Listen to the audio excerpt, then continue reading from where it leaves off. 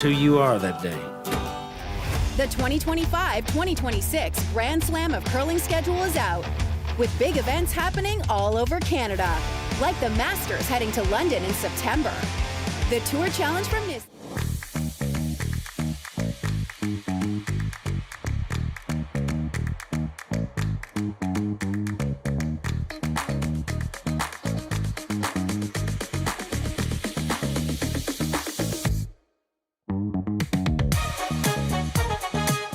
Faces around Lake Tahoe are legendary. But this fall, new ones will emerge in the Tahoe Basin. Pullman, Mowat, Gushue, and more. November 4th through 9th, the Grand Slam of Curling's first ever event in the U.S. is coming to Lake Tahoe, where the greatest rock stars on earth unite for 6 days of incredible curling, celebrity appearances, and après curl parties you won't want to miss. Get your tickets at thegrandslamofcurling.com. Let's rock. Imagine being able to stream every curling game from every sheet from any event, be it your Wednesday league game, bonspiel, or corporate event. Curling Stadium offers an all-inclusive...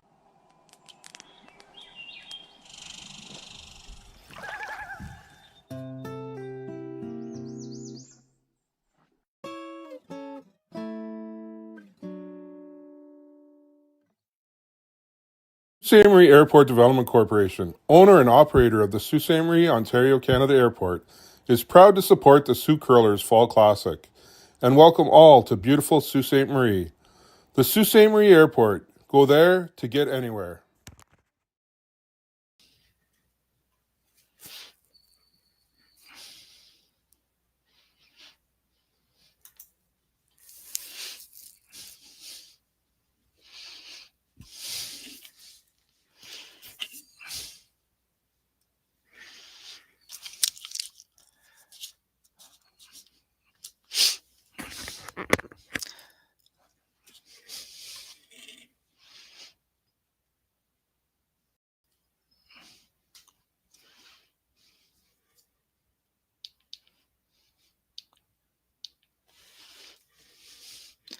Good morning, everyone, and welcome to the Henderson Metals Fall Classic here at the YNCU Curling Club in Sault Ste. Marie, Ontario.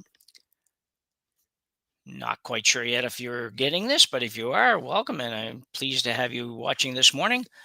And if not, we'll get it figured out here shortly. So first draw action in the bonspiel, probably the biggest or close to the biggest cash spiel on the circuit. With a $100,000 first prize, or not first prize, sorry, total purse, but some great teams and should be a lot of fun here. Sault Ste. Marie, awesome curling club. I had the luxury of visiting there last year, and our game this morning is going to feature Jonathan Beuk from Kingston, Ontario, and Reid Carruthers from Winnipeg, Manitoba. Carruthers probably a little bit of a favorite here. They play far more and has a fair bit more experience, but certainly the Kingston squad not without their experience factor as well.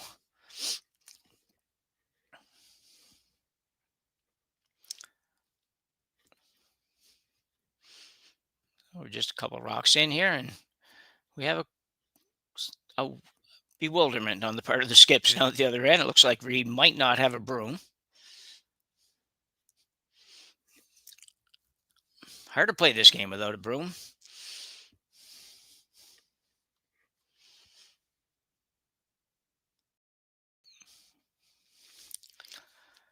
Oh, okay, so that's what they're looking for. I should have figured that out. I was looking for the 6-foot stick, as you all know probably, but just in case for those that don't, if the rock is not touching the rings, and that's what they're measuring for there with a 6-foot biter stick.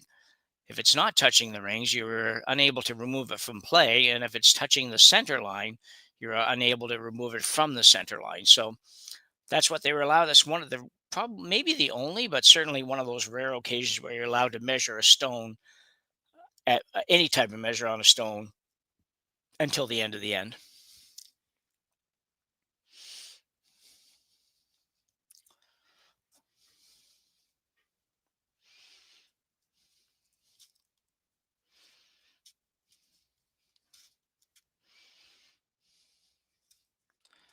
So another guard goes up for Beuk.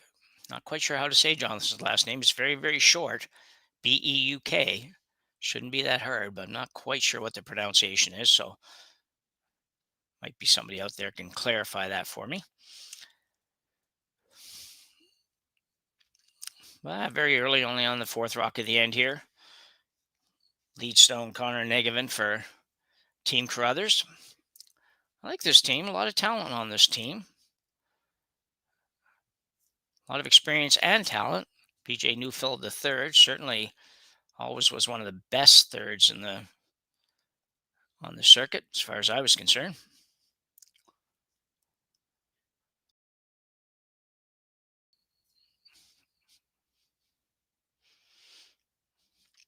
Little split there. Got 2 yellows on.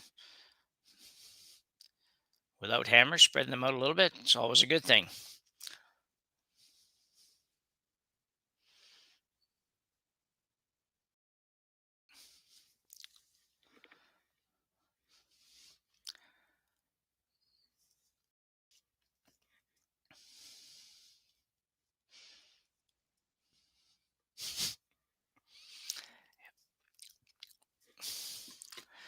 Looking for a little hit and roll here. Got the hit, slight roll.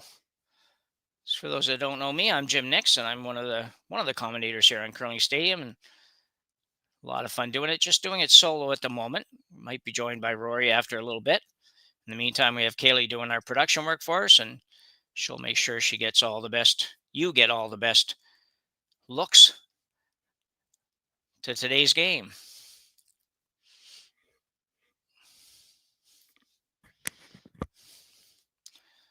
Newfield just trying to hold this a little bit straight. Looks like they're going to try to make the little roll underneath.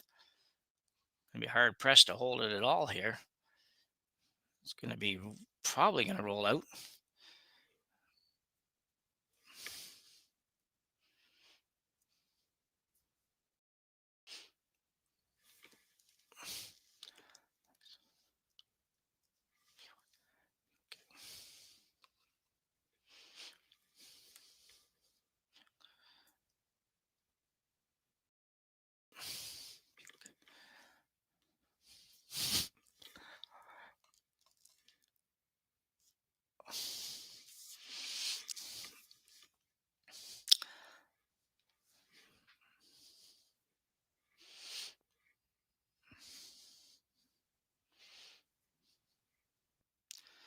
Out-turn hit here for Team Beuk from Kingston, Ontario, my old stomping grounds from many, many, many years ago. That'll do the trick. Might not have got it far enough out. Looks like pretty close there between the two. They're on the outside, extreme outsides of the 12-foot. Reid's going to ignore it either way, so he's coming right around the center. Makes sense. He has hammer. He's trying to go for his 2 here early in this one.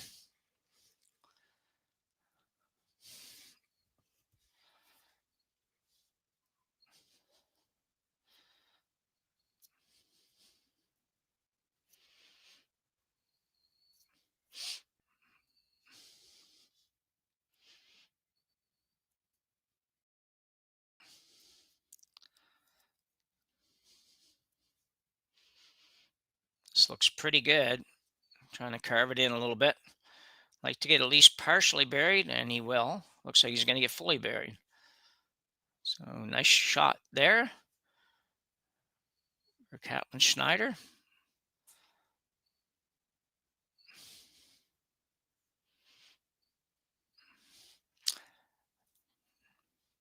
Beuk now looking for the straight run back. It's a big shot. If you can make this good, then you're going to be sitting pretty nice. If you can hit it dead on the nose, would be what you'd prefer. This is third stone Patrick Jansen. It's going to be close. It's going to be real close. Great shot. Just over curled probably maybe a half an inch. So he didn't get it dead buried, but still very nice. Carruthers going to have to do something with it. Can't really get anything super great out of it. So He's just going to probably have to hit, maybe roll to the wings. I don't think he can get buried with this at all.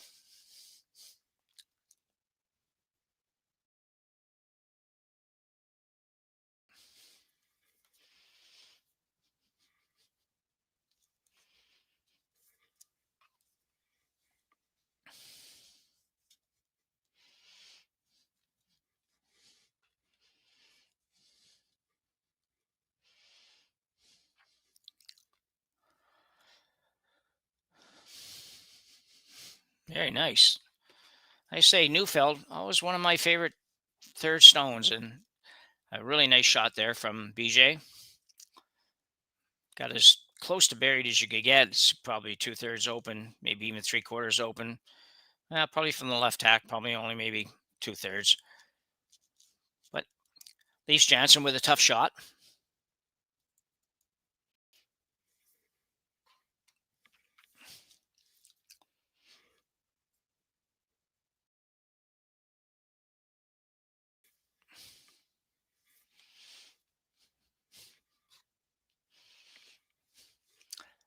This one's going to have to be moving over a little bit. They're trying to roll to the wings. Okay. Wants to be sitting at least 2 after this. If he touches his own, he'll be fine. So very nice. Knew he couldn't get the roll underneath, so rather than leave Carruthers a chance to make the roll underneath, he decided to roll to the wings and force Reid to make a decision. Carruthers now will come around. He feels like there's no opportunity here to certainly blank the end, so he might as well go. He's not really in any danger, so he might as well go a little harder to try to score 2. So BJ Neufeld now with the in-turn draw.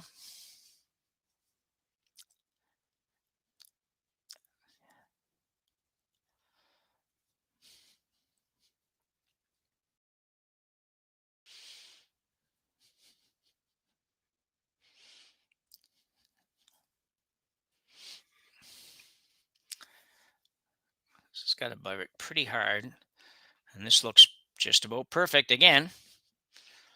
So nice shot by Neufeld. Probably a couple of ways to get this one, though. He might be able to make that out turn come around. Certainly got enough of the last one to make it.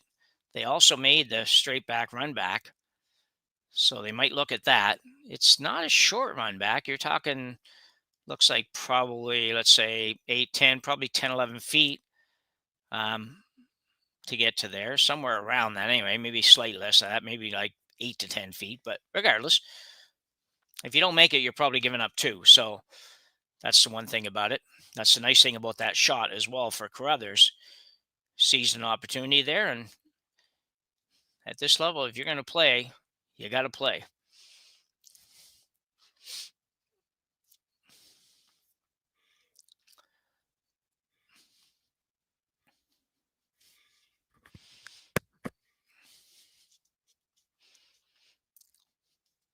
So Jonathan Beuk now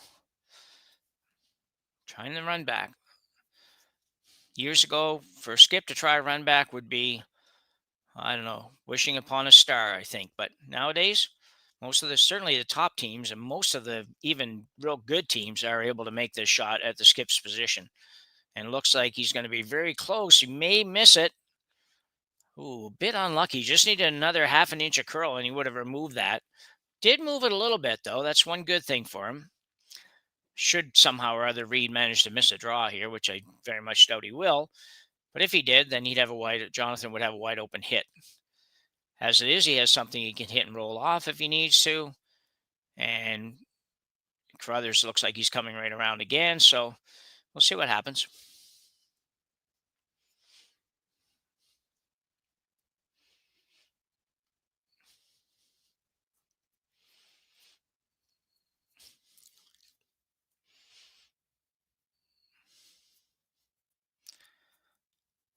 We are at, as I mentioned before, we're at the Ste.Marie Curling Club, which is known as the YNCU. The local credit union is a sponsor of this curling club and our naming sponsor or title sponsor, whatever the proper term is. That's hence you have your neighborhood credit union is what the acronym stands for. If you're wondering what the heck YNCU was, as I was wondering last year when I first started doing a few games with Curling Stadium, it seemed like a very odd title to me, but Makes perfect sense once you know what it is. Carruthers now looking to come around and bury behind this guard. Pretty long guard, but this one's a long way out. I don't think he's going to bury this. He may get close, though. Busting hard. Not going to get there. Ooh. If that doesn't get number 2. Oh, he did just barely, I think, get number 2. Very fortunate. If that rock stops 2 inches, maybe even only an inch, but a couple inches for sure shorter, Carruthers could be in big trouble. He could be looking at his last shot, looking at 3 or 4 now as it is.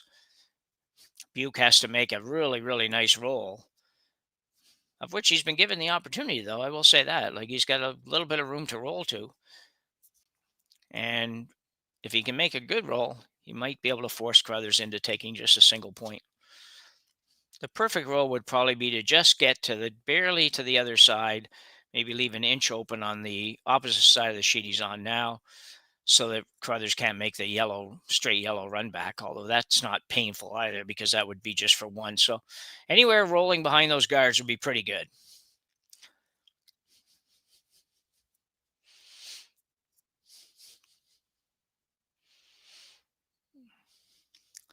It's got to curl a lot to get the roll, though. No, I guess maybe not a lot. They're trying to hold it a little straight now. Got to curl.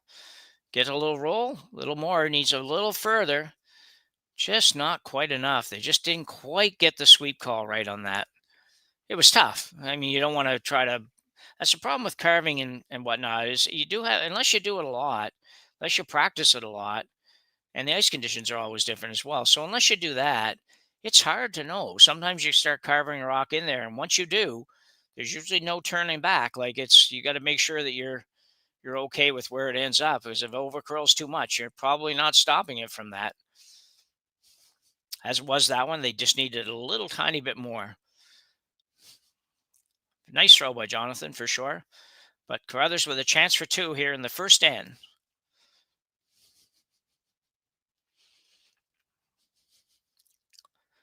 Carruthers, one of the earlier competitive skips to go with the sliding device. He uses the big one. This one's got to curl a little, but he's got nice weight. Still going to make it curl a little bit more. Might get there. Looks like he'll probably be okay. The weight will probably save him. Very nice shot by Reid Carruthers. That's a perfect example why sometimes on those shots it's nice to throw that little bit of control weight that you can work with the brooms. So one end complete here at the Henderson Medals. And we have Reid Carruthers leading Jonathan Beuk 2-0. We'll be back right after the break.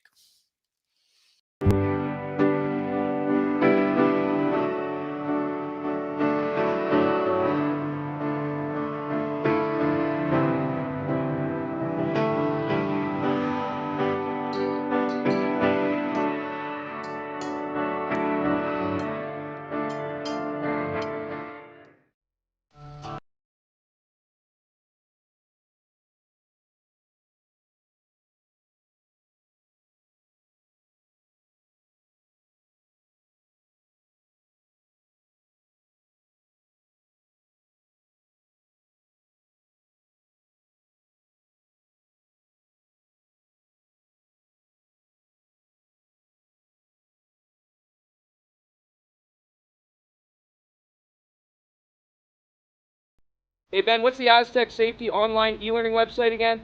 Yeah, that would be aztecsafety.com. Fire extinguisher and firefighting, we'll send that one to Paul. Ah, now here's a course I should probably take. Conflict resolution. Power line safety. Yeah, I thought it might help me with my line calls. Did you know this Aztec website has over 100 safety courses? Jeez. Aztec Safety online course. Ground disturbance. Could have used that a few seconds ago.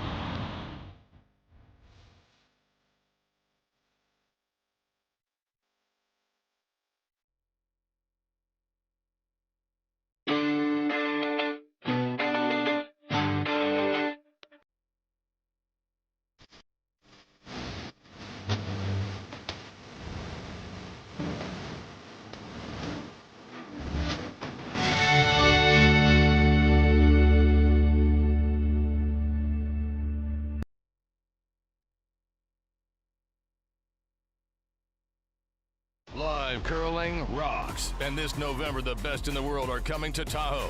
Get your seats now at gsoctickets.com. But hurry, early bird pricing ends soon.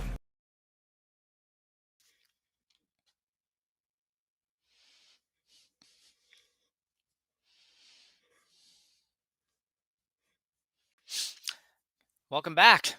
Draw number 2, or draw number 1 and number 2 of the Henderson Medal Fall Classic here at the YNCU Curling Center in Sault Ste. Marie, Ontario.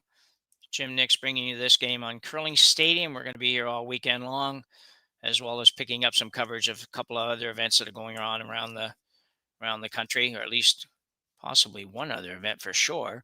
Lots of curling on this weekend everywhere, including on Curling Stadium. It's as everybody probably knows, the pre-trials are being held right now in Wolfville, Nova Scotia, where several teams are battling for the last spot in the Olympic trials later this fall into early winter, which is also going to be in Nova Scotia. Nova Scotia, a hotbed for curling this winter. They'll be held in Halifax in early December, if I remember right. If you're not familiar with Halifax, or even if you are, great city. I'm not very far from there, and it's it's just a wonderful city. A lot of stuff going on, a lot of restaurants, a lot of entertainment. And if you're there for the Olympic trials, I can guarantee you're going to have a very good time. And if you like seafood, you're going to have even a better time. So 4 rocks in. We're going now, and Carruthers without hammer this end is going to play an out-turn come around. He's got a couple of guards up there, neither one on the center line, but close. And pretty good shot, slightly staggered, so pretty good shape. He'll come around these, and then I would imagine you'll see Beuk look to clean that up in the front a little bit. Can't let that stay there. He's got a couple of corners to work with, but if Catlin makes this good, it's going to be tough to just leave that stuff up there. Schneider got another guy that's played a lot over the years. He's played a lot of positions over the years. I've seen him before regularly at third. I've seen him skipping. I think he's been to a few Briars at different positions. So now playing second stone on this team. And like I said before, I think it's a very good team. It's just a matter if they can put it together at exactly the right time, which is really for most of the good teams, that's kind of what it's about.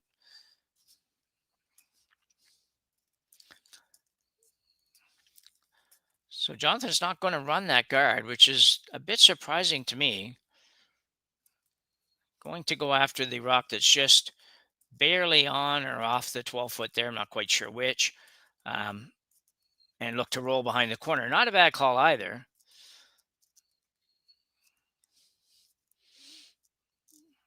Just got to kind of make it, because if you don't, you're going to be in maybe a lot of trouble after that. So this one's got to curl a little bit. No, holding it straight. Ice looks great. Not sure the speed, but it just looks like it has great curl.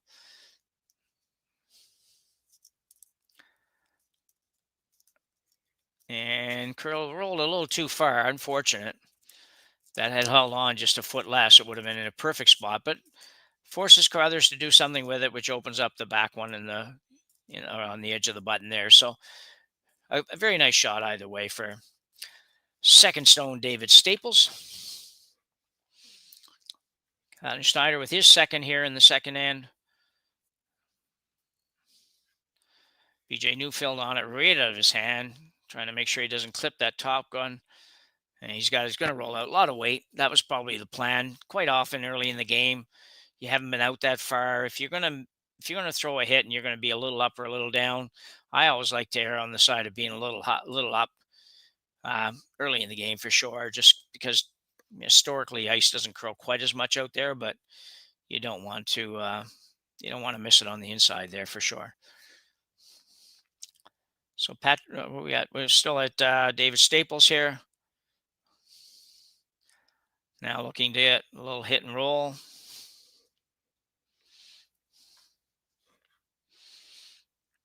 And he's going to roll behind the corners. Doesn't roll too far. This time I think it'll hold on better.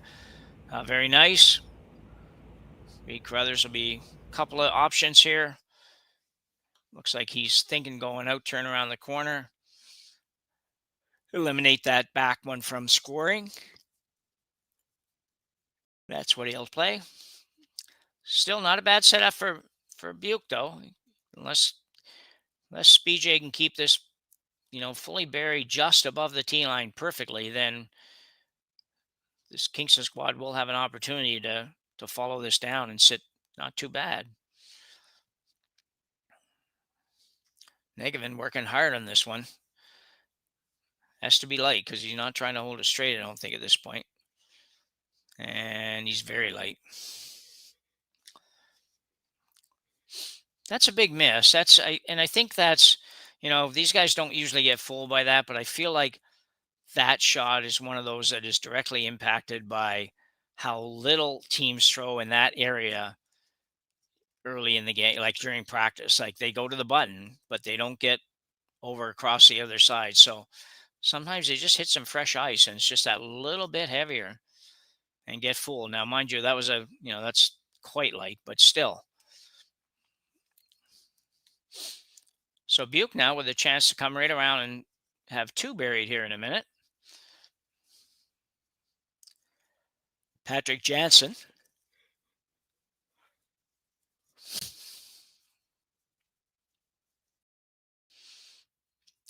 Just watching this one, not really doing too much with it. Going now. Don't want to be too deep here because if you're too deep, Carruthers probably going to follow you down. You want enough room to be able to score that second point, at least the second point. You're looking at, Carruthers going to play through the hole. At least that's the early call. Through the hole, hit and roll.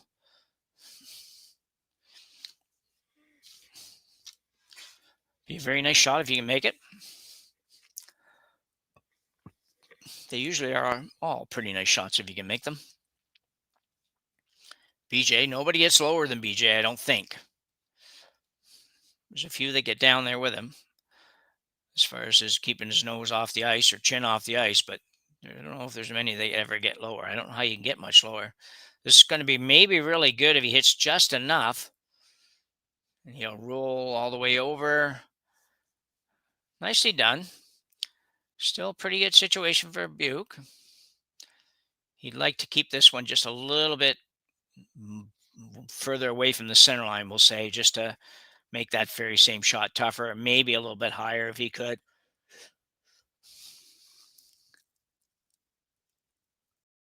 Not positive you can take the hit away from Carruthers, but you can sure give it a go.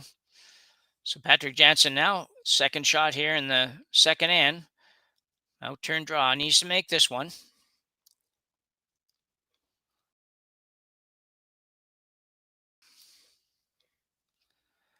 It's got to curl, and it's got to go. It's got to really go. I don't know if they're going to get that there. Definitely not going to be shot. Gets a biter, which probably doesn't really help at all. So all of a sudden, Carruthers has a chance to put some real heat on Beuk here. It's just, that's how quick the game can change. It's a minute ago, he looks like he's sitting in really nice shape.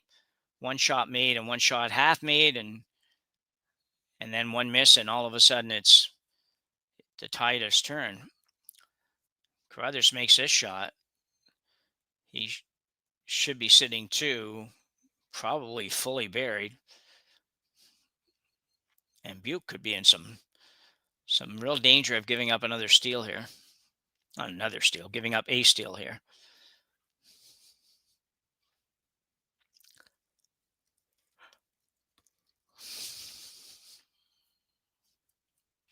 Schneider, as I mentioned, former skip and third, and sometimes that adjustment to play front end is not too hard for these guys physically. They're all in great shape, and they sweep enough to kind of get a good judgment and weight and all that kind of stuff.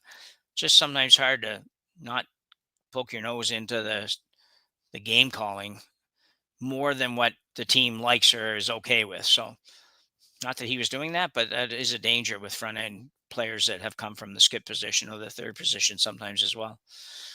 One input, but not over the top input. This looks pretty close.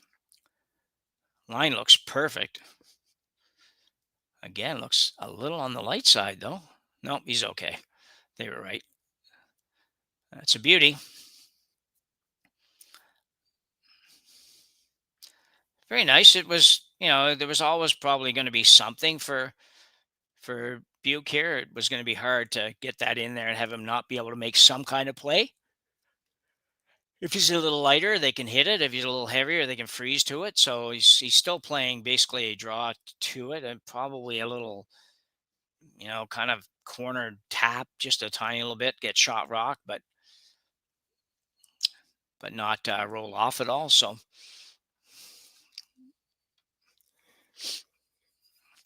this event, triple knockout format in this event, so you've got to lose 3 times before they send you home. And it does go, I believe it goes all the way to Monday with the playoffs on Monday. I personally am heading away on the weekend on Sunday, I think, Sunday morning early. We fly out and won't be around for the finals. That's too bad. I like this bonspiel. We got some great guys commentating this weekend, some of the usual guys and a couple of new people. So I hope you enjoy it. This one's got a curl.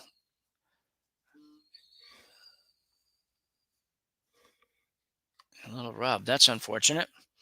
Weight was pretty close.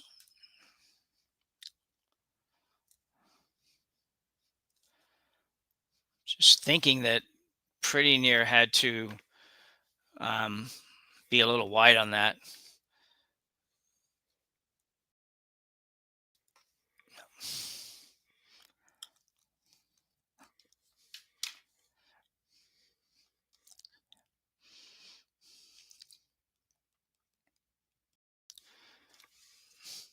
So Reid Carruthers now in a golden opportunity here to steal a point or two, because he puts this in the right place, and Jonathan Beuk is going to have a very hard time scoring and a bit of a challenge even cutting Reid down to just 1.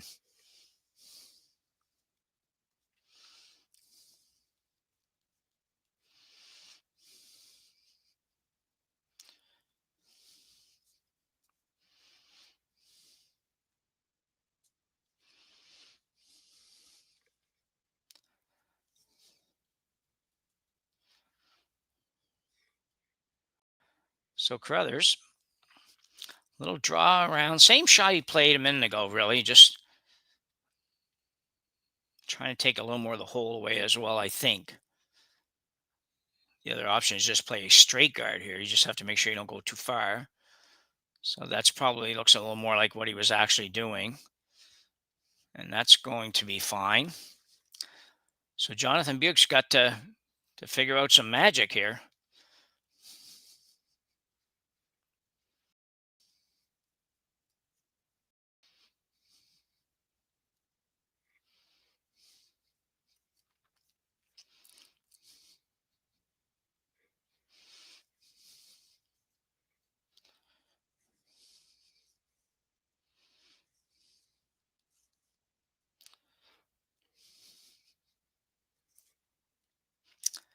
Having a good look at it. There's not a lot here.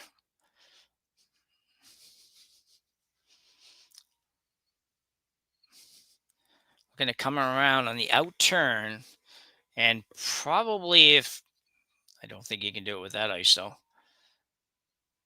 Really not quite sure of the shot call here.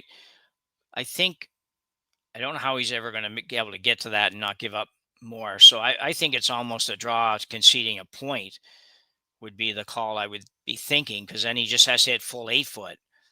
With this ice, and we haven't really been out here, but with this ice, it looks like he's going to have to throw a heavier weight shot than that. Something in probably the back line to hack kind of weight. And I don't know that I can see how you get away without giving up 2 here. But let's see. He's out there, and he'd have a lot better idea than I do. And he also was looking at one point at a raise on the green. So maybe that's where we're going. It's just an odd place to call it from me. Well, it looks, we can get a little more curl. Needs to get a little more curl. A little more. Oh, another close call. A couple of shots for Jonathan Beuk in this end that were not far from being off, but as a result, gives up a steal of 2. And now faced with a long road back, down 4-0 after 2 ends of play here at the Henderson Medal Fall Curling Classic. Developed over a decade in collaboration with the finest ice makers this side of the Atlantic, the Pebblehead PB5 is nothing short of a triumph of sophistication and craftsmanship. Weighing less than half its lumbering copper predecessors, yet boasting tenfold their durability, the PB5 delivers perfect, consistent ice, time after time. The PB5 by Pebbleheads.com, the apex of ice-making ingenuity for the roaring game of curling.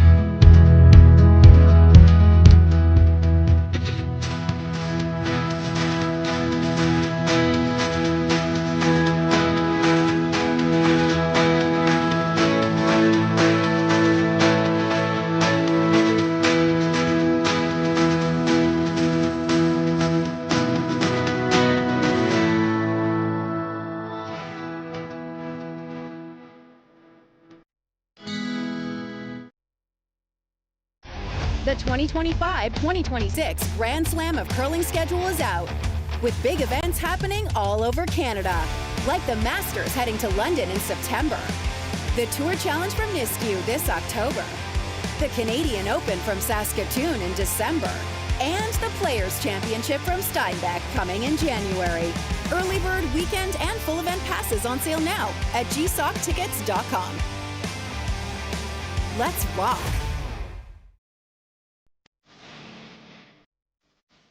I've got this one.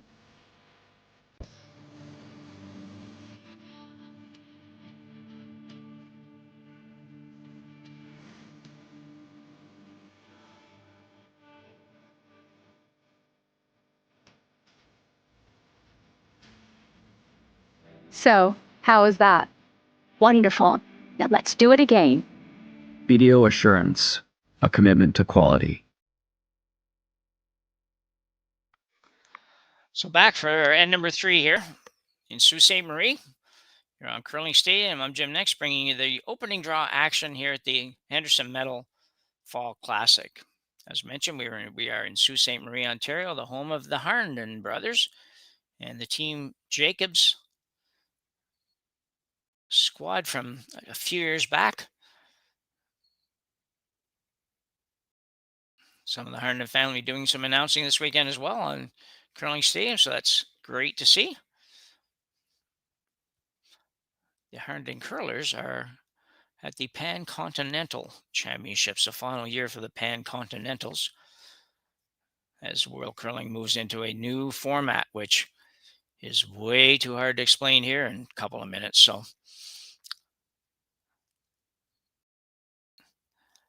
Beuk now with a long way back. Got to start here. You got to get on the board this end for sure. You don't want to take one, but I think I'm at the point where I would want to at least score. Plan here with the double corner set up to try to get 2, at least 2. It's hard to start with getting 3. So you got to kind of get 2 and then see if you get opportunity arises for 3. Not so far down that you have to have 3. You know, if you're down another point or 2, you're probably forced to say, well, it's either we get 3 or it's going to be a shortened day. But for now, let's sort of just try to get 2. See Carruthers now, that rock being off the center. Even though it is still within the 5 rock rule, he is able to move it. He just cannot remove it.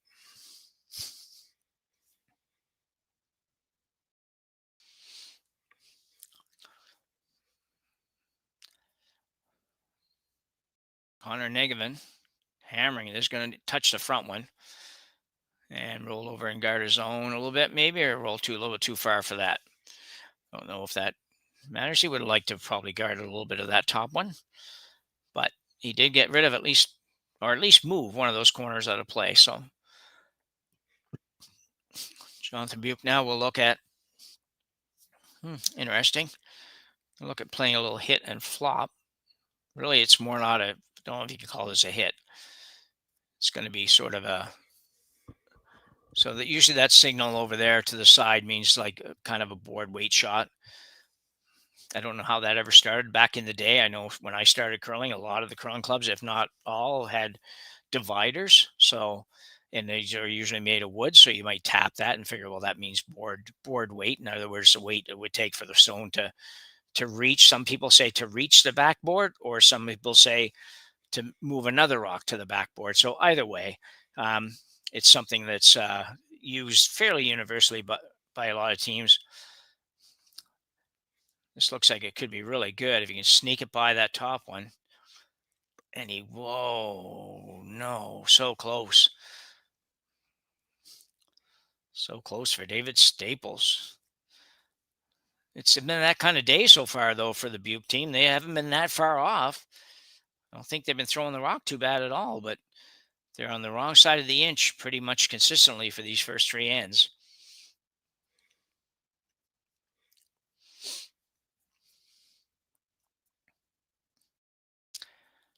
Alan Schneider now looking to clean things up a little bit, get rid of this corner now that he's allowed to. And he will be fine. Roll all the way away. Still stuff to work for Beuk, though. He can come right around the corner. I don't see him hitting those. I see him coming around the green corner or around the yellow corner. Either one of them, really. Or he could do that, too. So he's talking about going right around the center.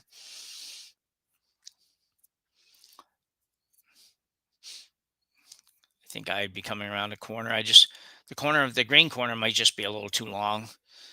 The yellow would be fine, but then he's going to run his own back, which is always not the preferred result for the team trailing. This is a tough shot, but a shot we see played quite a bit too when you come around rocks in the house, especially on ice that has lots of curl like this. He goes to the back too far. Carruthers might just play the draw to it, despite having a 4-0 lead. Well, it's actually going to be pretty darn good. Very hard to hit it without, okay, you can get it that way, I guess. Carruthers going to hit his own, try to just jam the yellow onto the green. Certainly works, but not a bad shot, though. Another couple inches would have been good, but you don't want to go too much further because that run back's a little bit easier. So BJ, with nose to the grindstone, in this case, nose to the ice, is going to make pretty difficult shot look pretty darn easy for these guys that can throw it really hard and straight. Certainly not my generation. We didn't come from a generation that played those kinds of shots very much, so they are really difficult. If I can't see it all, I don't like it. Anyway.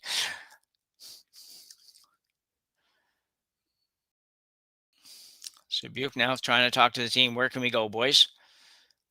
It's hard here to play sort of a, we'd like to get 2, but I'd rather blank than take 1 kind of strategy. That's just really tough to do. You almost have to commit. If you're going for the 2, you kind of have to commit. And I'm not sure this is enough of a commitment. You got to make the hit and roll. I think you can draw behind that probably maybe easier than playing this shot, than making this shot at least. But this does get rid of a rock and does actually, in theory, at least keep the blank alive. Jansen's rock. First, I think, of 2. Got to hold this straight. Can't touch the top one. And almost made it perfect. Yeah, it's just tough to get it perfect. So, but a half rock open for BJ Neufeld. Well, I'm sure they'll make a play on it. These guys also are so good with the run backs that they occasionally play run backs that I wouldn't even think like here. A minute ago, they've hit a rock that they could only see about 2 inches of, but this one a little different slightly different situation and everything. So BJ Neufeld playing the straight back run on the yellow. Make contact with the green at all is good enough, really, at this point. And he will, no, that's not so good. Interesting. Well, for a minute, I thought he was going to leave it right behind the yellow. A little surprised they didn't just play the intern and go after that way with the intern hit instead of soft weight hit instead of that. But like I said, these guys would probably make that shot. As far as making contact with that green rock, I bet you that they would make that, well, certainly 8 out of 10, maybe even 9 out of 10 if you're talking about just being able to make contact and remove it. So a shot that's not a difficult one for them. On pretty short run back there. That was only probably 6 feet or so, which is pretty short for these guys. So now Jansen with the in-turn draw with a chance to set up a 2. And maybe even stretch it to 3 if he could ever get behind there and Reid decided to hit the one in the 4-foot, which he probably would. If he ever rolled out, then he could come around again if you want and take a chance. It is a bit risky, but I'm a little trouble with the one camera locking up a little bit on us here, but very nicely done. Got enough curl, I'm sure, that they can't really go after the double here.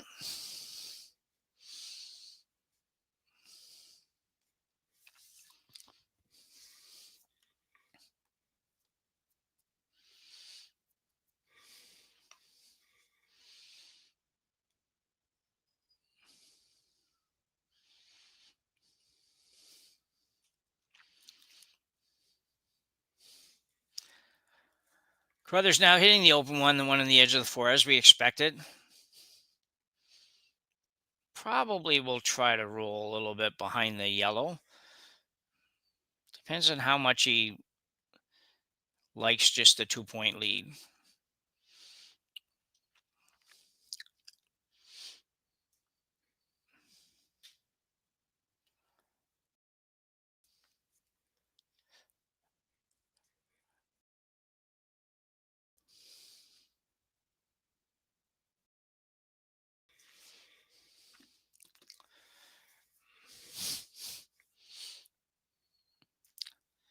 And Carruthers got a nose hit here, which is all he was really looking for, to be honest.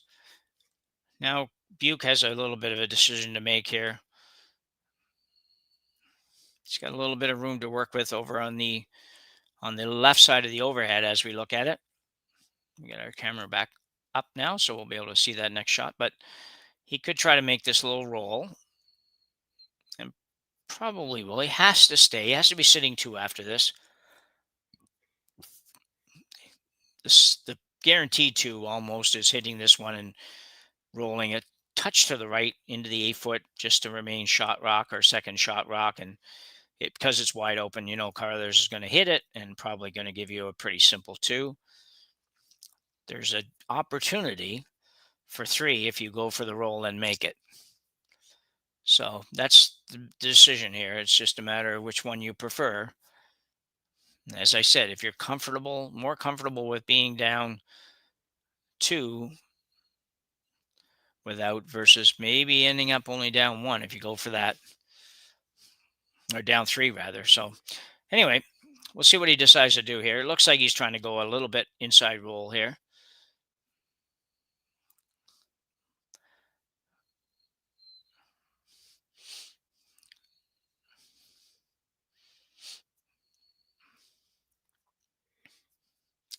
So you come in, he's going to hit it right on the nose as well.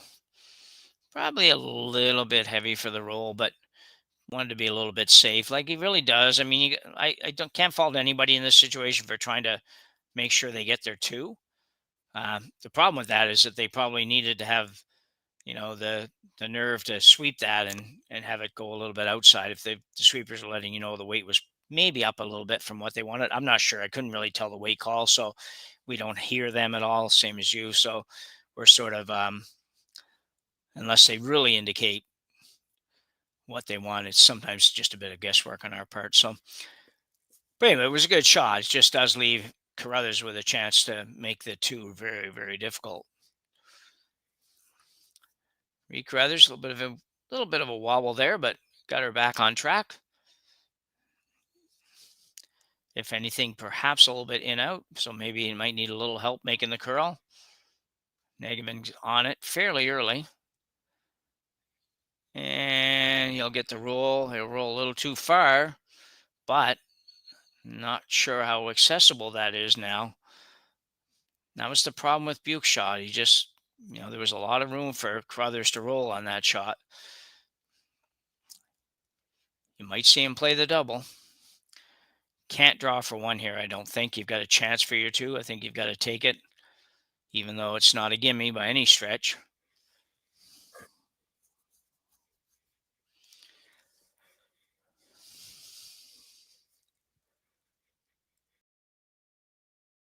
So pretty early in this game, we actually have a kind of game-changing shot here.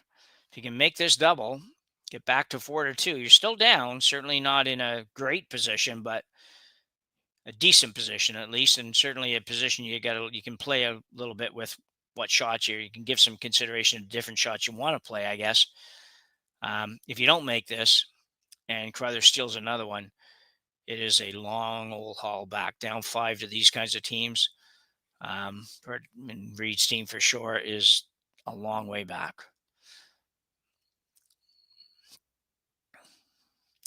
Jonathan Beuk now playing the outturn double.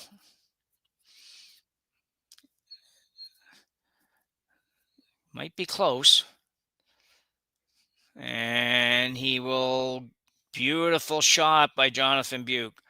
Well done. Very nice, not an easy double at all. And Jonathan Beuk makes it perfectly to score 2 here in the third and get back to within 2 of Reid Carruthers when we come back from Sault Ste. Marie.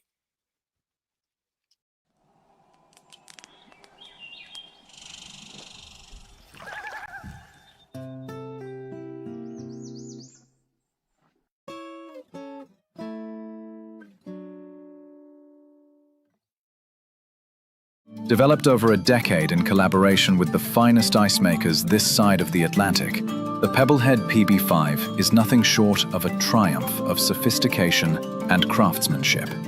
Weighing less than half its lumbering copper predecessors, yet boasting 10-fold their durability, the PB5 delivers perfect, consistent ice, time after time.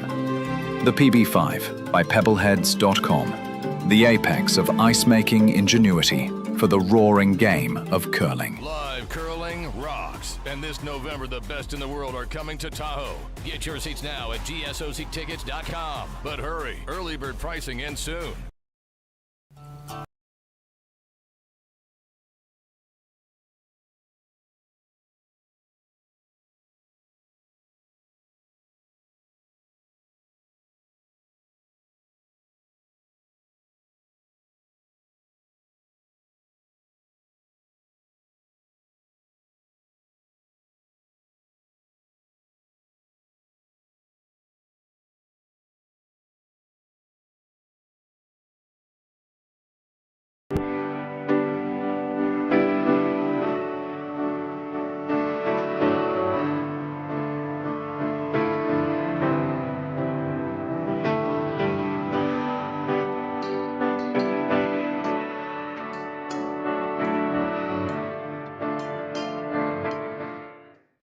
Ste.Marie Airport Development Corporation, owner and operator of the Sault Ste. Marie, Ontario, Canada Airport, is proud to support the Sioux Curlers Fall Classic and welcome all to beautiful Sault Ste. Marie. The Sault Ste. Marie Airport. Go there to get anywhere.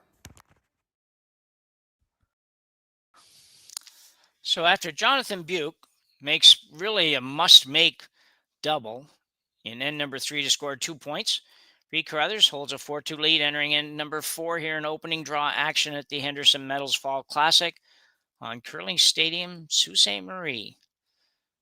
Jim Nix bringing you the game. Kaylee's our production genius in this one, so we thank her for her help. For anybody that does all the stuff they do in the background, qualifies for genius status in my books. So guard went up for Beuk. Carruthers comes around. Beuk's trying to come in, sit on that. A little tiny bit short, but has the makings of something.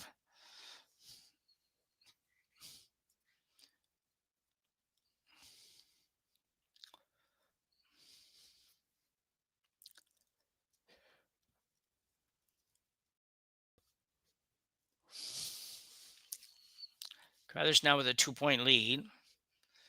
We'll just play a draw to the wings here, I think. Interesting call we used to see more than we do any time these days. But over the last year and a half, I've kind of started to think like a little more merit in this shot than we gave it credit for. Certainly for the average to good teams, but the best teams might disagree a little bit. But Reid's certainly up there with a lot of them, and made the call. Not a good result, to be honest. Just didn't really work well. Probably a little bit sticky out there, and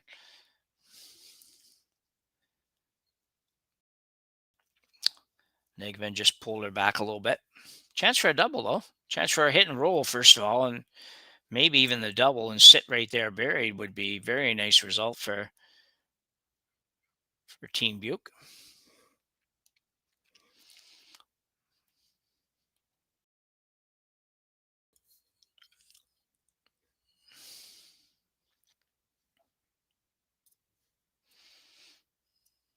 This one's got to curl a lot.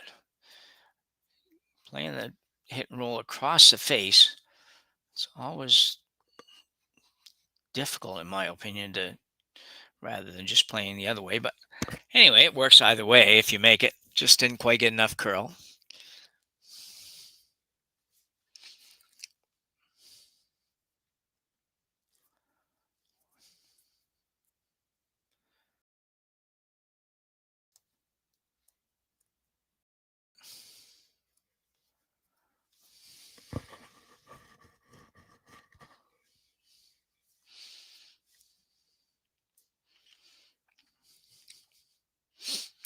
Peel the guard for Carruthers.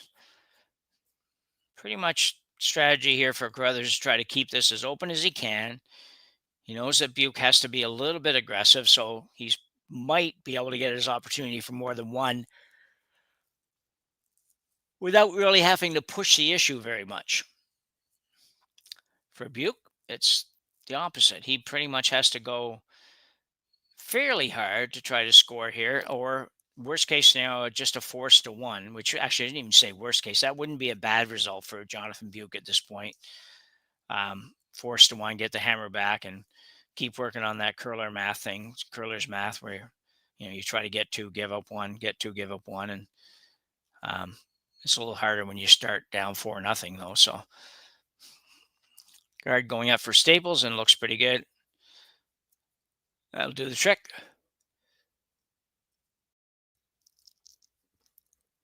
Carruthers are going to peel this off.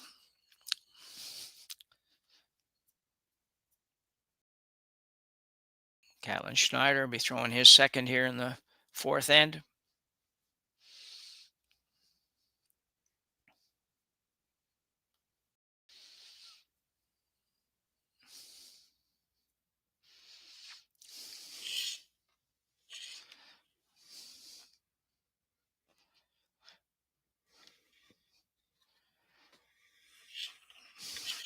Good peel there for Schneider.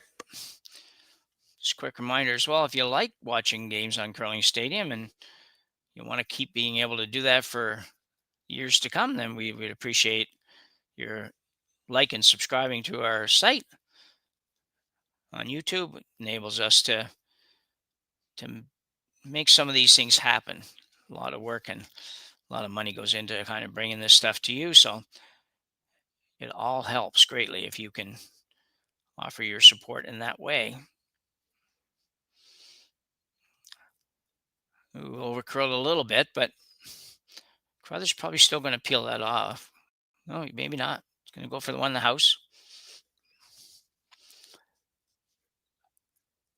Try to make the hit and roll to the left stone as we looked at it. Like, well, I guess to the right on the long view, but in the overhead, just roll towards the green rock that's on the outside of the 12-foot there. Green rocks. It reminds me, I curled a curling club called the Granite Curling Club in Ottawa many, many, many years ago, and everything was green and yellow. Pennants and benches and ice and circles and rock. Everything was green and yellow.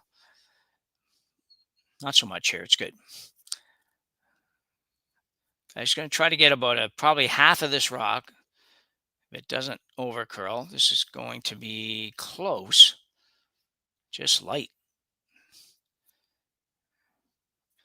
Well, BJ, after all of my bragging him up, did not throw a very good shot there. That's just way underthrown. He didn't have enough rock to get enough weight to get it out. He had to have enough weight to remove it.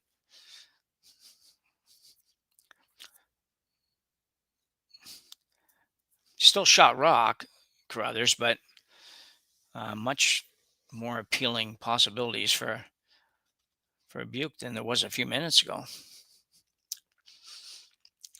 So looking at a couple shots, looking at the out-turn draw through the port to the back yellow, and had been looking at, maybe the hit on the yellow and just flopping it behind the guard to provide more support to the one he has there. He might even be able to make the double and roll, but he's opted for the out-turn draw. Good call here, I think.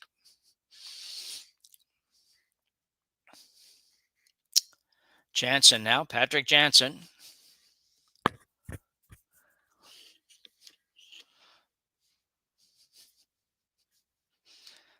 This one has got to curl a mile. Here it comes. It does go so hard when it hits that hog line. Ooh, could have used, he got a little rub. I was going to say he could have used a little rub, but he did get it. I'm not sure what's happens on. They've had a couple of those that just didn't curl the way they thought. That was a tad heavy, but not very heavy, and never really came close to getting near that guard. So it worked out perfectly. It probably worked out as good or better than you could have made if you got through the hole. So BJ now looking at running the yellow on the green, on the high green.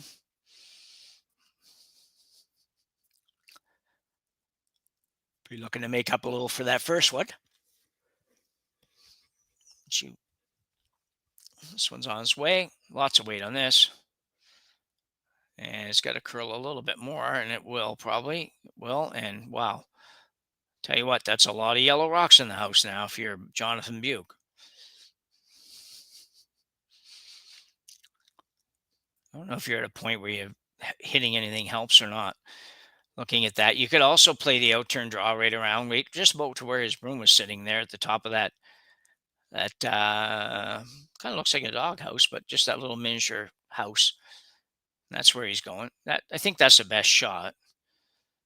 I don't like to hit and roll at all, because if you don't make it perfect, then you open up your back one, and now you're not even going to be shot rock. This way, at least, if he makes a good shot here, he'll be sitting 2 when he's done.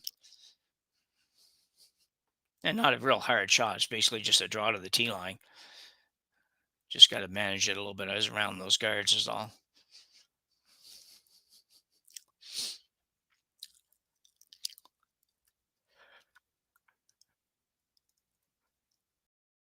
Couple ways to look at this. You could sort of set up it's very long for this, but you could sort of set up a little bit of a Christmas tree thing where you show a little bit of this rock and you show a little bit of the back green rock after this rock comes to a stop.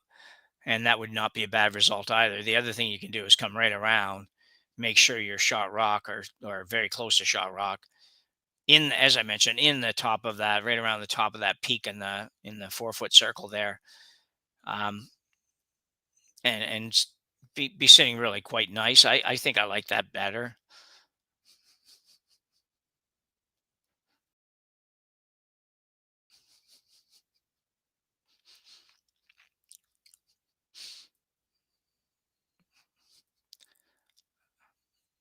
Starting to move now. I'm not going to say every time I say, well, it's really got to curl.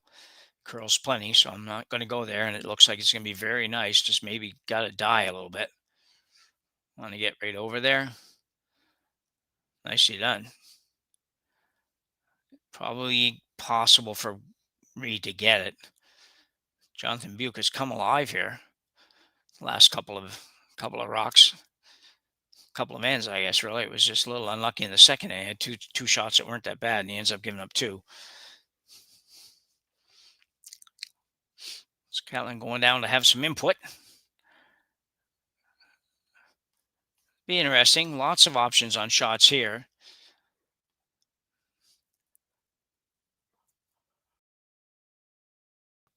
I think you can get Reid can certainly get to the back one. That's no problem if you want to try that. You could try that, hit and flop in and see what happens. So that's a possibility. He can probably get to the one that Beuk just threw, because he can buy the guard by a mile, like by a foot or more.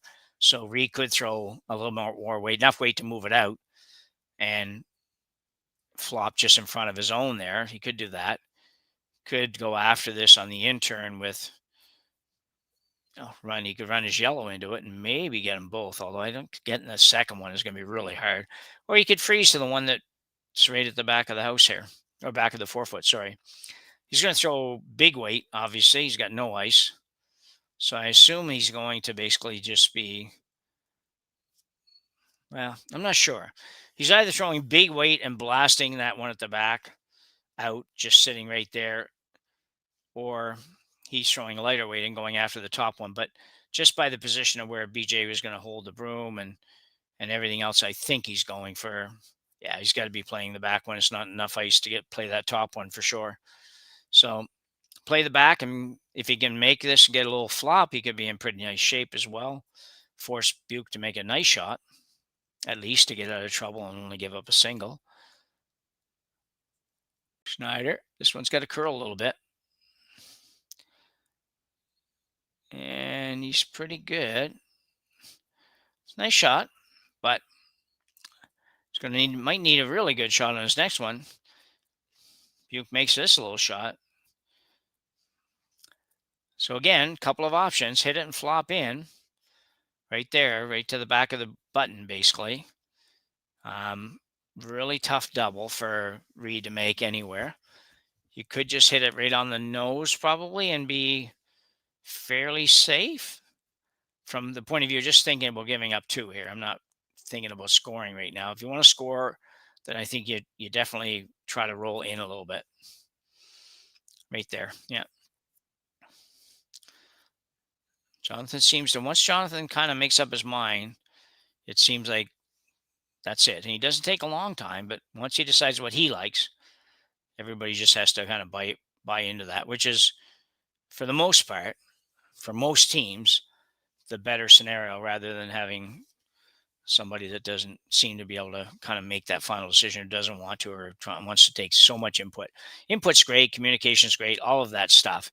And you can't just be like a little dictator out on the ice. You got to have, use a team that's brought you here and everything else. But at the same time, sometimes we found, particularly this year, sometimes those conversations have just dragged on and on and on and on. So nice to see somebody that really doesn't take very long to make a call. So a big shot here, another big shot for Jonathan Beuk. If he can make a little flop here, he could be in very nice shape. Signaling maybe up a little bit, so they're going to get on this. Got to go really quite hard if you can get it over a little bit more. Now they're going to try to hold it straight right there, not get it over there. That's a good shot. Actually quite good.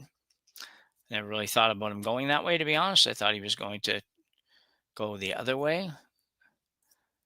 But very nice shot. I don't think Carruthers can do anything other than figure out which way is the easiest way for him to score. Scoring 1 here is not bad for him. He's up 5-2 after 4 ends. I think you're going to take that at the start of the game, no matter what. There is a possibility here, and he's going to play it maybe. Probably figuring he's going to be hard-pressed to outdraw any of those, and maybe hard for him to score. And I don't necessarily disagree, although I think the in-turn to the back one is fairly easy. Reid is going to play the slash double takeout here for probably what would be 2 points if he makes it. I don't know that the shooter will stay here, and really, unless you got really unlucky, you will score here or you will do no worse, than give up 1. It's a hard way to score, though. But Carruthers, again, same, just like Jonathan. It didn't take too long to call it. I think this is going to overcurl. And it will. And he will give up just 1. Almost. Oh, no, maybe. What do we got? Yep, just 1. Fortunate to only give up 1 there. So Jonathan Beuk, with a nice steal of 1 here in end number 4, has found himself right back in this one, trailing 4-3 as we go to the break here at the Henderson Medal Fall Classic on Curling Stadium, Sault Ste. Marie. For over 20 years, the Sandra Schmirler Foundation has granted more than $9 million to hospitals across Canada for life-saving equipment for premature and critically ill babies. In the past 4 years alone, $4 million has been granted thanks to the curling community's incredible generosity. The need continues year-round, and with your help, we can ensure every baby has the chance to grow up and become a champion, just like Sandra.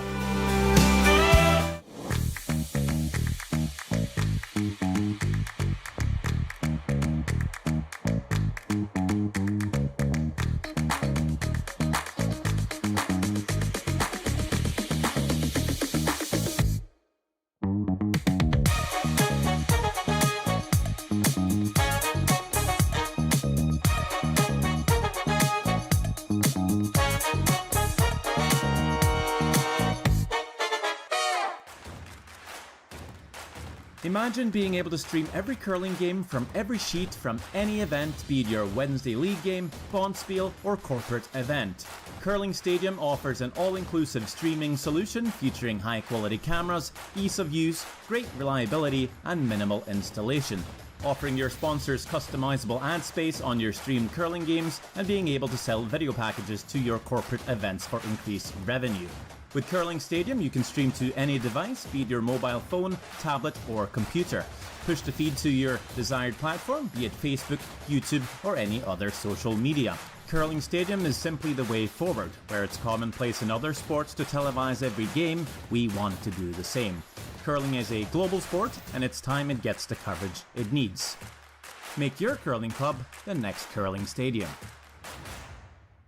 Welcome to the RockShop.net, the official store for the Grand Slam of curling. Whether you're looking for the best hats, stylish clothing, fun toys, or unique accessories, the Rock Shop has it all. Shop online anytime at therockshop.net for exclusive Grand Slam of curling gear, or come see us in person at your next event. TheRockShop.net, where fans find their favorite curling gear.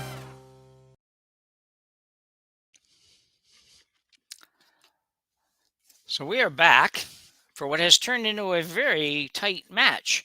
Started out looking like it could be a game that would end pretty early as Carruthers scored 2 and then stole 2 in the first 2 ends. But Beuk fought back, made some nice shots in the third end to get 2, and then again in the fourth end, made a very nice final shot to steal 1 and darn near stole 2. So 4-3 Carruthers with hammer going into the 5th end of play here at the Henderson Metals Fall Classic. Jim Nix with you on Curling Stadium. Kaylee working the production side for us.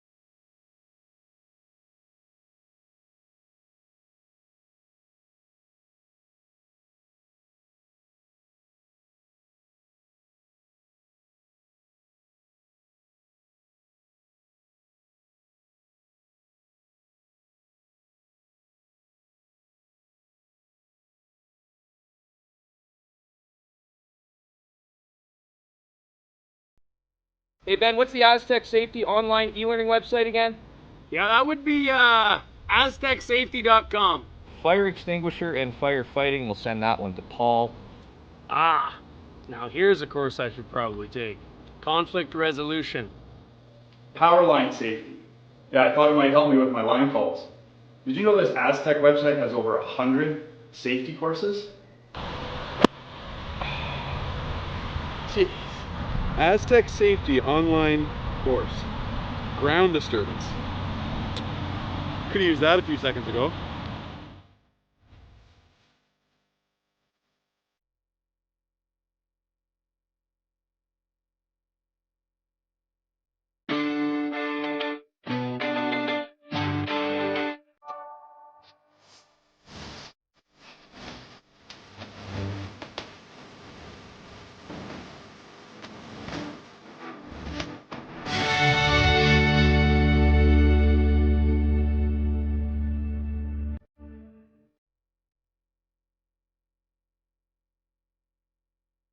Live curling rocks. And this November, the best in the world are coming to Tahoe. Get your seats now at gsoctickets.com. But hurry, early bird pricing ends soon. So, Reid Carruthers stops the bleeding a little bit here after 5 ends of play. It wasn't really a long bleed, just had one end that got stolen on him and made a very nice shot here to score one in the end number 5 and has that 5-3 lead as we go to end number 6. And I can twist my neck back so that I can see much better now. Thanks, Kaylee, Jerry, and everybody, whoever had anything to do with fixing that. We like it. So we are now playing end number 6 with Jonathan Beuk from Kingston, Ontario, with a hammer in a 5-3 deficit for him, but a nice comeback. They did start down 4-0 if you weren't here at the start, and have fought their way back nicely and made good shots to do it too. It wasn't just a lot of good fortune, which sometimes can happen, not too often, but every now and then it does happen that way.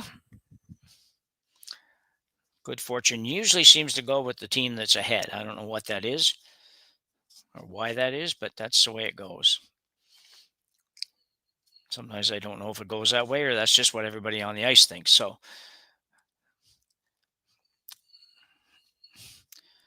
nothing happening right now. We are, there we go. Just fighting the technologies a little tiny bit this morning. Who knows why? I don't know why. It's our guys could tell me that, but they usually don't like to tell me anything because I don't know what they're talking about most of the time. But nice job getting it fixed, and nice that we can now see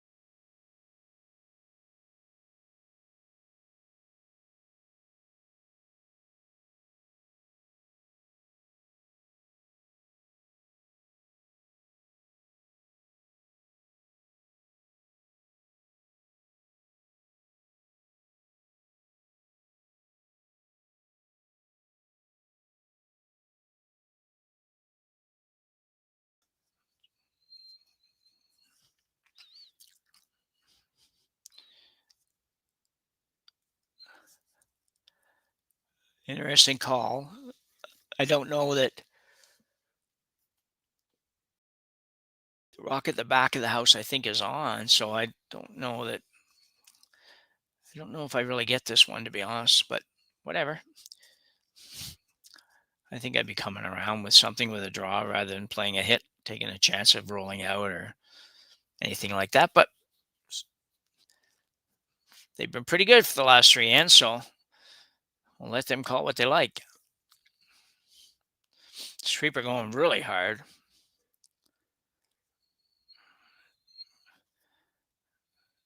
And he's going to be okay.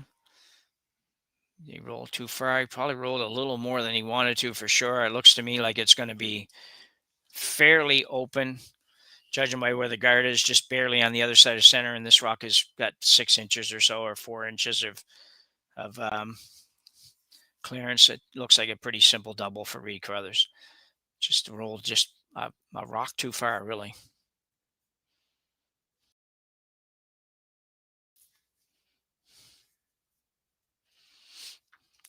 So Reid Carruthers with a chance to bring the blank end back into play here.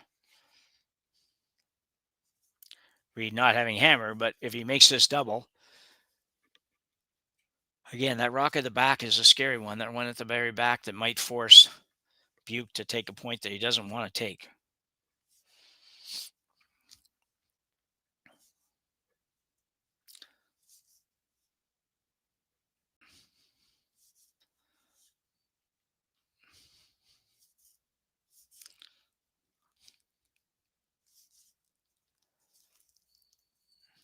And he'll make that. It's a simple shot for these guys. It doesn't even, they don't even think about it.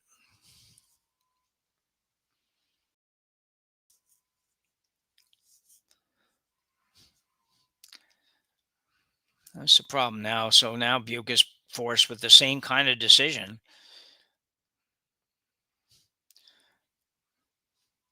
Now you're looking more seriously like you're going to get forced to 1 if you don't get 2. So just I probably would not say I love the way they played the last 2 or 3 shots. I think they were in a better position. Could have been in a better position than they were, but like I say, I'm not throwing them. So looking for a hit here, and I don't know that it matters where he rolls to, in the sense that I think that Carruthers will be able to get to it, unless he thinks he's rolling behind the corner, and that just looks like probably not possible.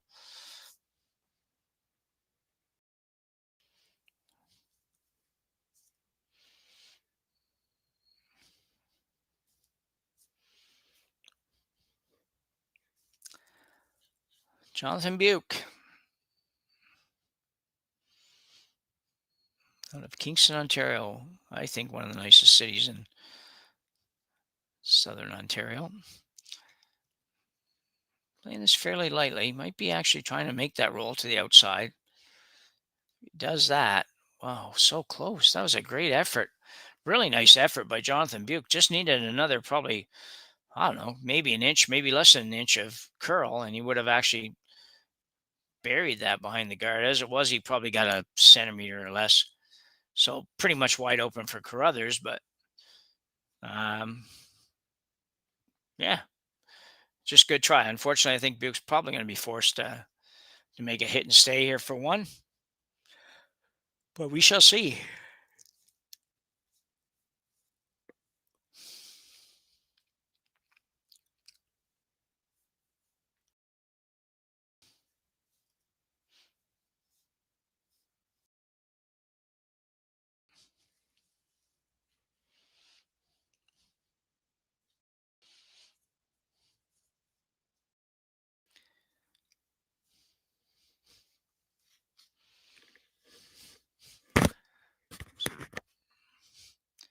Carruthers just a soft weight hit here. Interesting slide. I thought he slid a little wide and steered it back, but probably not. They usually have to jump those when somebody does that. Nobody jumped on this one, so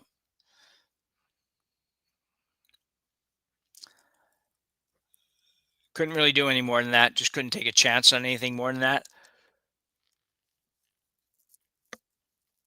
Don't think there's a blank there, not a blank that you're going to take on right now. Perhaps if you were, in the seventh end or something, you might try to make the double and blank, hitting it on a little bit on the low side. You still might try that. It's just not easy. Not taking any ice, so you may be throwing some weight at this. Might be trying to hit. What would it be? Probably hit 2/3 of the stone, maybe 3/4 of the stone, make the double, and still manage to roll the shooter out. It's risky trying it, but he might also figure it's the sixth end. They've only got this and two more, and sixth end's never a bad end to score. Not as great when you're already down two and you might only score one, but see what he does.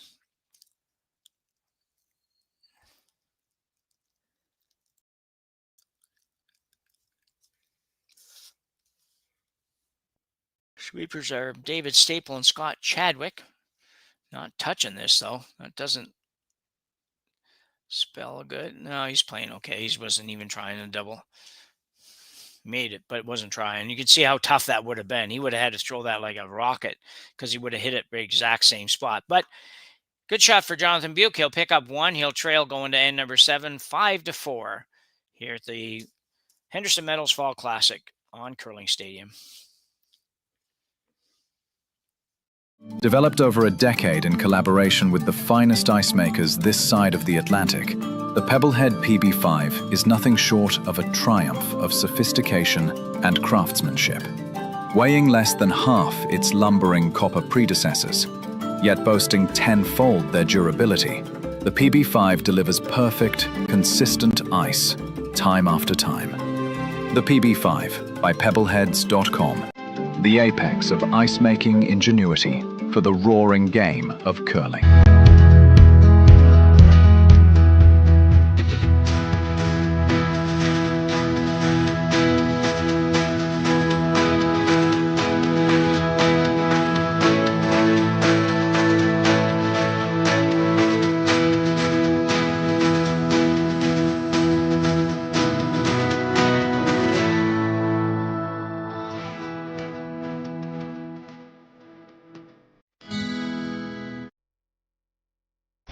The 2025-2026 Grand Slam of Curling schedule is out, with big events happening all over Canada, like the Masters heading to London in September, the Tour Challenge from YNCU this October, the Canadian Open from Saskatoon in December, and the Players' Championship from Steinbeck coming in January. Early bird weekend and full event passes on sale now at gsoctickets.com. Let's rock!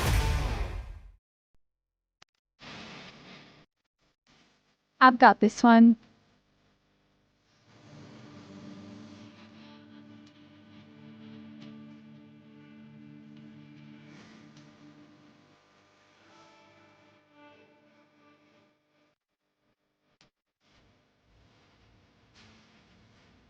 So, how was that?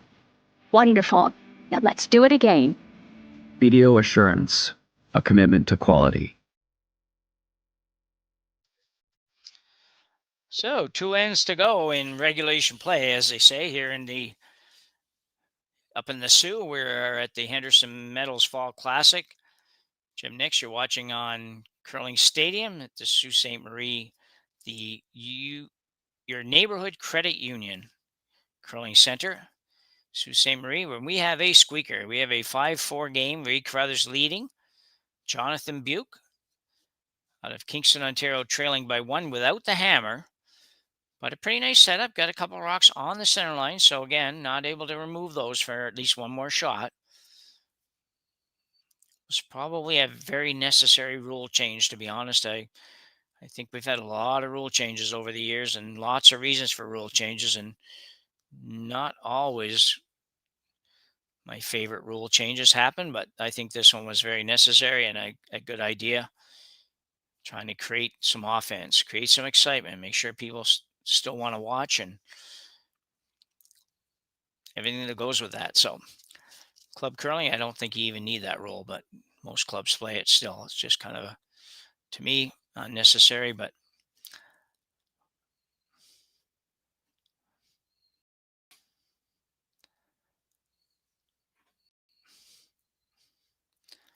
So outturn draw. So 2 rocks by Carruthers' team. You can see there. I didn't mention those, but they're absolutely perfect. You know, you're basically half a 4 foot and full 8 foot and frozen. They're just really in great spot right now. So this Kingston squad has to move something here. So you want to look to move probably the top one a little bit. Needs to get there, first of all. Sweeper working hard, but that's not good. Well, you still got guards, but man, be interesting to see what Reid does, though. So you figure that he's probably going to rip some guards here, even though I'm sure if any of you are watching that are club curlers, you'd be doing the same thing my wife would be doing, saying, what's he doing? Why is he taking that out? He's got 2 rocks in the 4 foot. Why didn't you just guard? Well, at this level, you're really playing the way you need to play and way you got to play to procure a victory, not necessarily win by 5. So he'll get rid of these guards. At least get rid of one of them for sure, and probably 2. No, just got 1. That's interesting. Maybe that would have been a better strategy.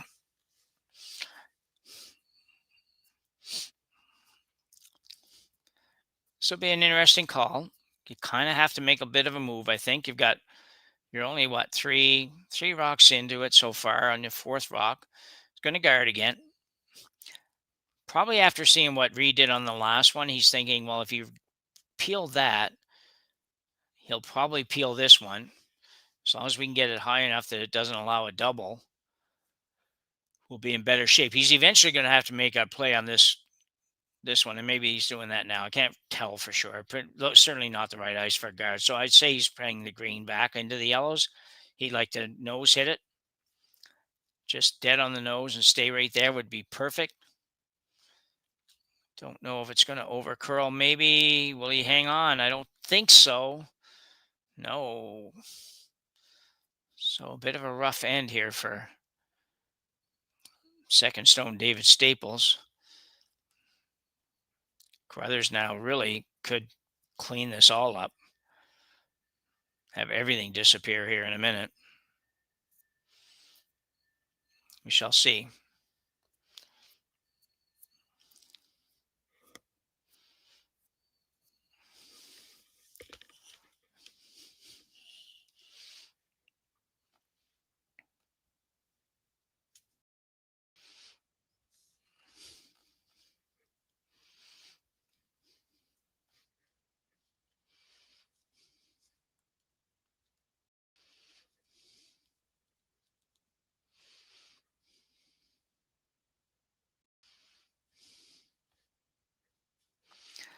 Looks like going to play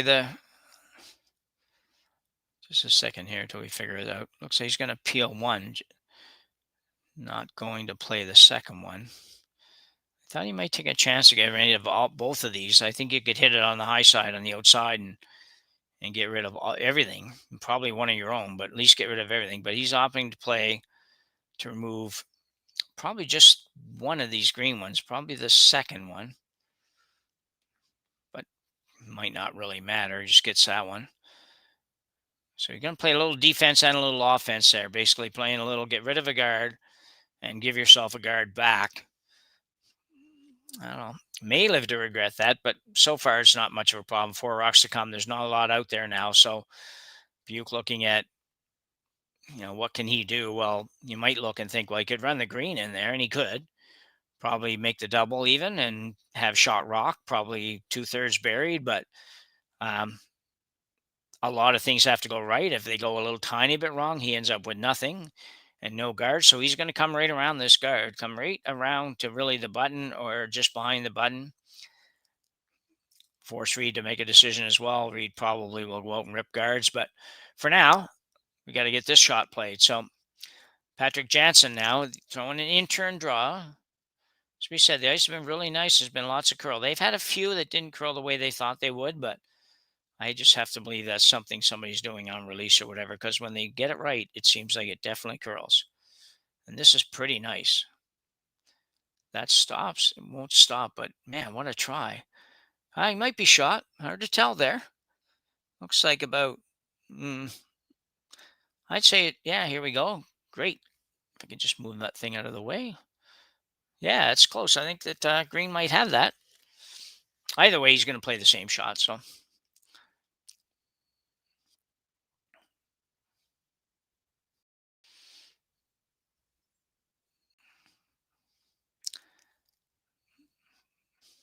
just having a little chat about this. What do we do?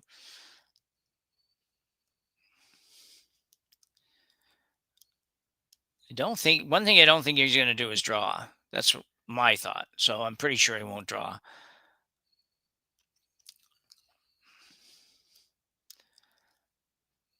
He could play this yellow one on the high side by BJ's foot, get rid of the yellow and the green, and just leave no guards there.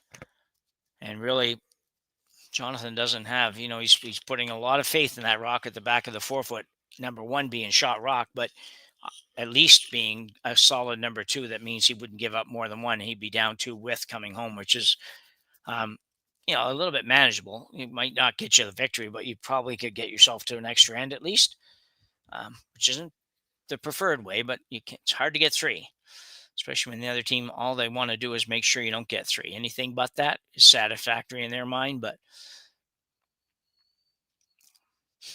so he's going to run the yellow, and I don't know for sure if he's running the yellow into the green or if he's trying to run it straight back, but I can't believe he's going straight back with it. So I think it's looking at a double peel attempt here.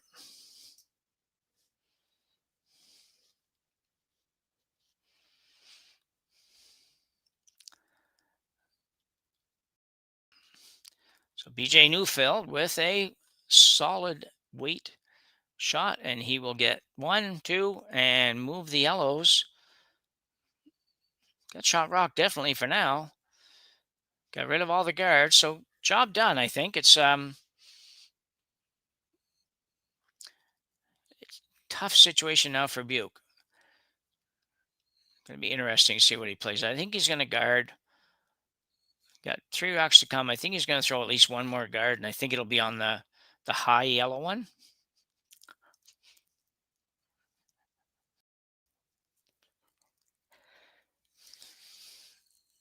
Yeah, I could do that, but looking at maybe playing a little hit and roll of the open and sit 2-3, and that's probably you might get out of the end without giving up 2 there, but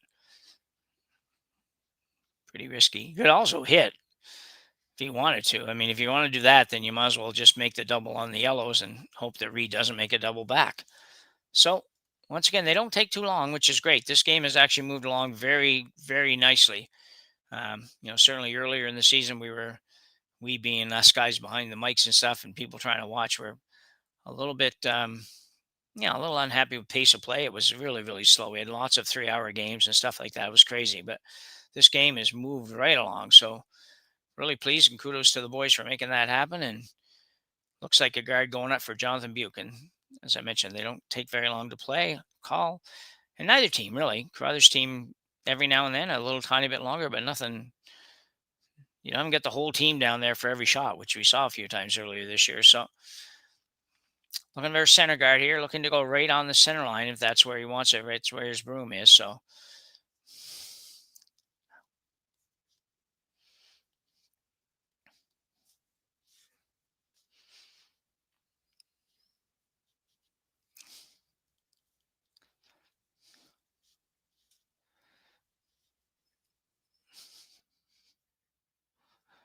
nice guard. Well done.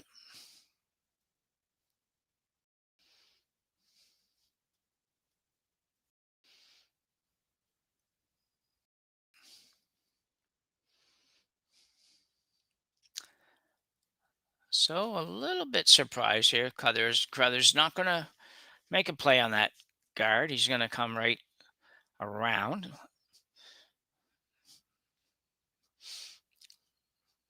Freeze right to his own wouldn't be bad. Anywhere in front of it's probably not terribly bad. Just don't see that very often. They usually don't leave that rock out front.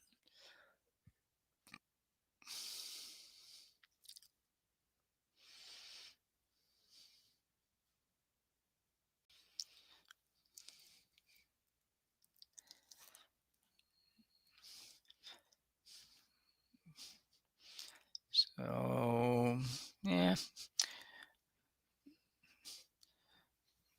Pretty good, probably. I don't know. Going to be interesting to see where they go with this.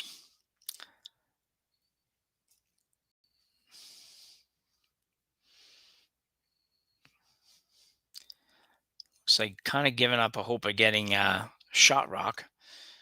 Almost trying to figure out where do we go to make sure we don't give up 2. Maybe set up something for his next shot, but I'm not really seeing that either.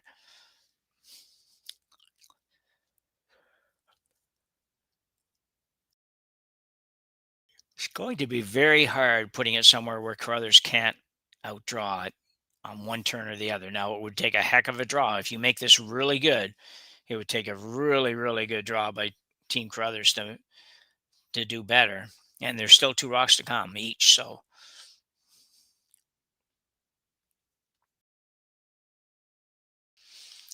So we settled on the in-turn draw, basically the same draw he had Jansen throw a couple of rocks ago, where went just to the back of the 4-foot there. He's basically playing the same shot with a hope of being a couple feet shorter. I don't think he can get shot. It maybe if it came in really hard at the end, you might be able to just sneak the yellow one and hang on to be shot. But man, that would be you wouldn't want to be trying to make that shot, that's for sure. Or having to make that shot, I guess would be a better way to put it.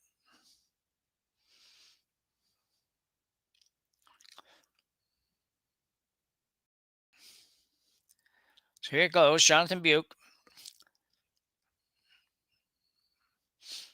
This one's curling early, I think. I think it's going to be light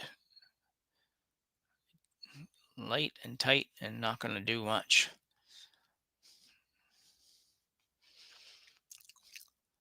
So not helpful at all. Doesn't hurt you, but it's not going to help you any. So it does leave the exact same shot, which Carruthers now will probably play. Leaving the out turn, which I think is also there. I mean, it's certainly, ice is curling enough that I think you can get to that edge of the button on either turn. There's just not a lot of wiggle room.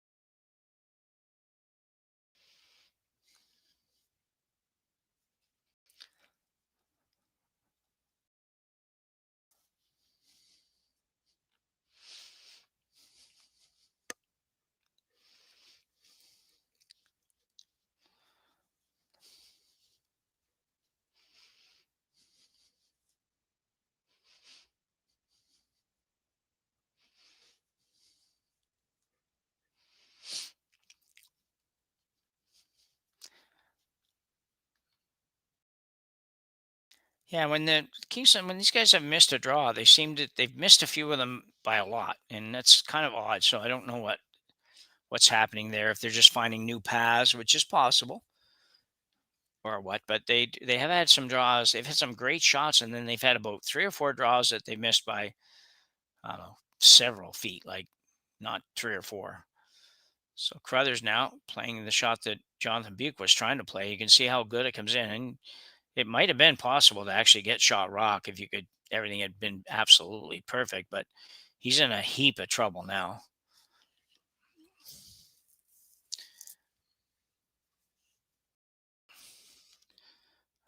I think the last shot probably, the old hindsight 2020 thing, I think the last shot probably had to be a hit, which I wouldn't have loved playing either, but making the double on the top yellows, maybe, if it was possible.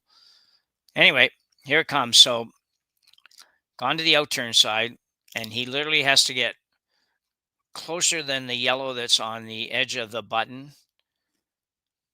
or he's going to drop at least 2, maybe 3, and either of those probably comes pretty close to ending the game. 2, you're probably still going to play, but not too often does anybody get 3, and 3, they're probably shaking hands. So we'll see what happens.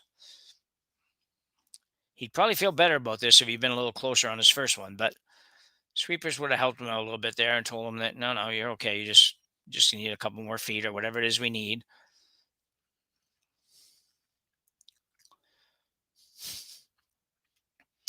Working hard on this.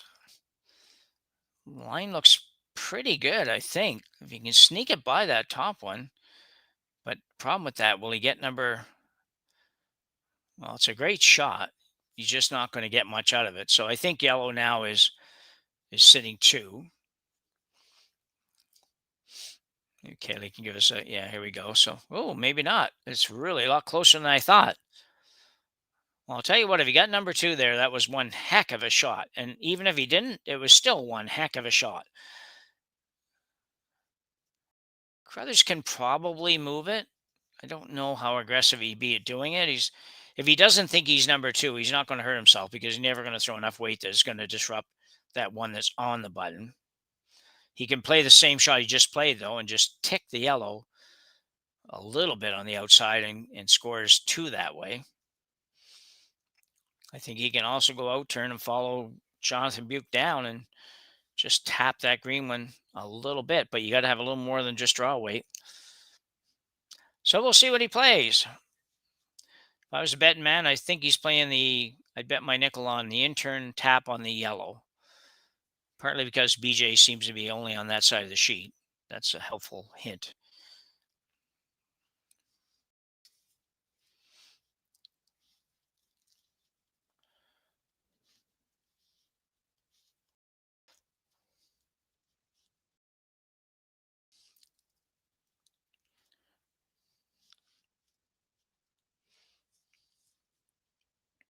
On its way.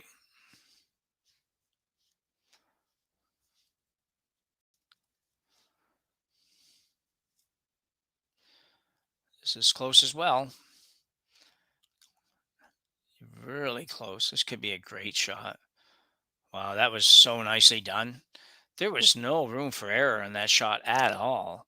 I mean, it was nice thing was you weren't going to worry about having them score. But anyways, Reid Carruthers makes a great shot for 2 here in end number 7.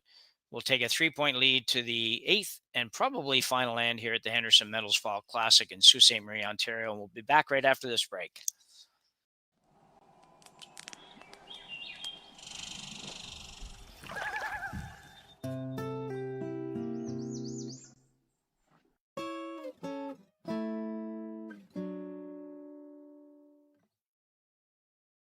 Developed over a decade in collaboration with the finest ice makers this side of the Atlantic, the Pebblehead PB5 is nothing short of a triumph of sophistication and craftsmanship.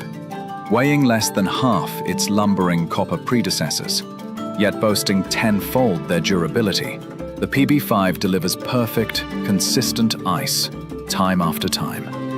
The PB5 by Pebbleheads.com, the apex of ice-making ingenuity for the roaring game of curling. Live curling rocks. And this November, the best in the world are coming to Tahoe.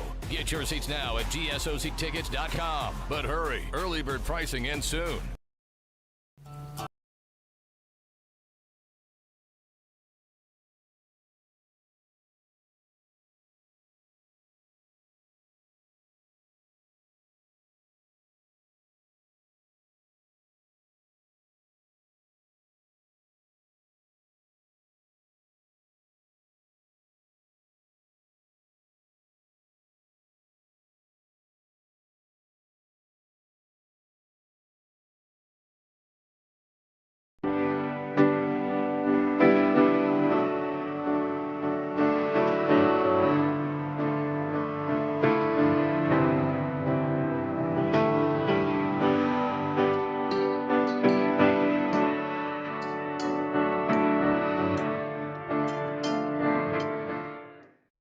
Ste.Marie Airport Development Corporation, owner and operator of the Sault Ste. Marie, Ontario, Canada Airport, is proud to support the Sioux Curlers Fall Classic and welcome all to beautiful Sault Ste. Marie.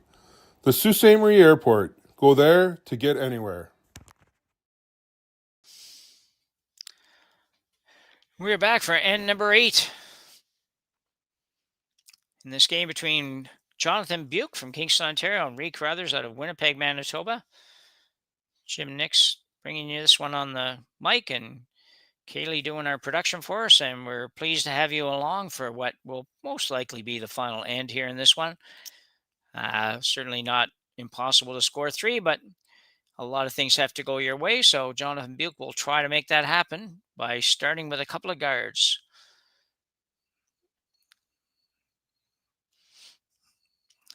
Looks a little different if you're wondering what's going on. He He does have hammer, but yet he's going center here, and that's just a factor of being down so many and trying to figure out a way to make it work.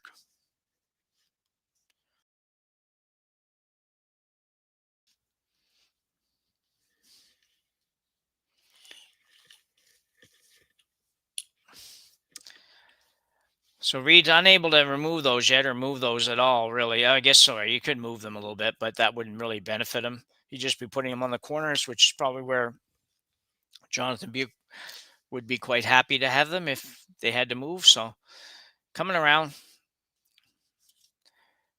and we'd be one shot away from starting to get rid of those guards anyway. So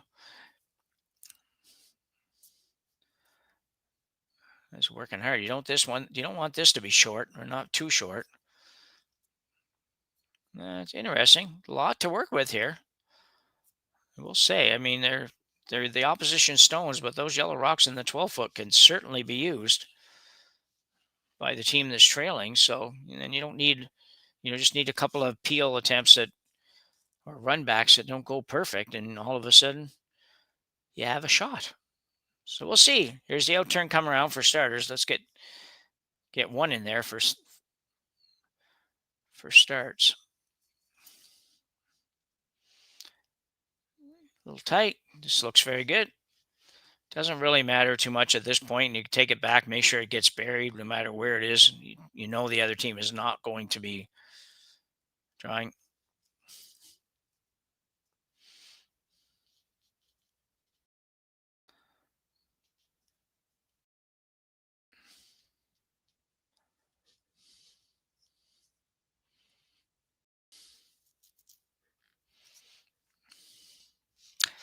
Yeah, good peel. Caitlin. Both teams have played pretty well. It's just been a few misses early, obviously, by Team Beuk that ended up being a 4-0 deficit. But since then, both teams played pretty well. Just, as I mentioned last time, a couple of the misses that Team Beuk has had that were big misses. Like they missed by a lot on some of those draws. But for the most part, it's not been a bad game. Reid himself has certainly played very well. Game beside us, I see, is tied up at 6 playing the 8th inning. I'm not sure who's playing in that, but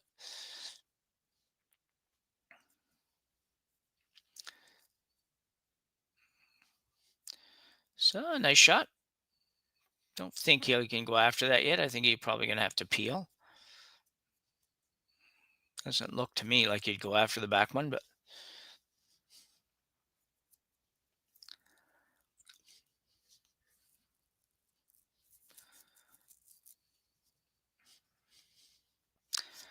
so going out, BJ Neufeld now will rip that off. So Beuk now has 2. Just needs to find a way to get one more in, and all the while protecting that. But you know what? You might only be 3 shots away from having a chance at scoring 3 here. So see, well, maybe not now. Nope. Going to be a lot tougher now. Just an amazing shot by BJ Neufeld. I hesitate to believe that they were actually playing that shot, but it looked like it was too good not to be playing it. Makes what would that be? A 12 to 14 foot run back double. All 3 rocks being the opposition stone. So even if the one he raised back had stayed, they would have at least had 1 in. Now, all of a sudden, you've got 4 rocks to come and you got to score 3 of them. So definitely the turning point in this end. No matter what they do now, it's going to be very difficult. Carruthers going to go out and jump on that. And he might get it out.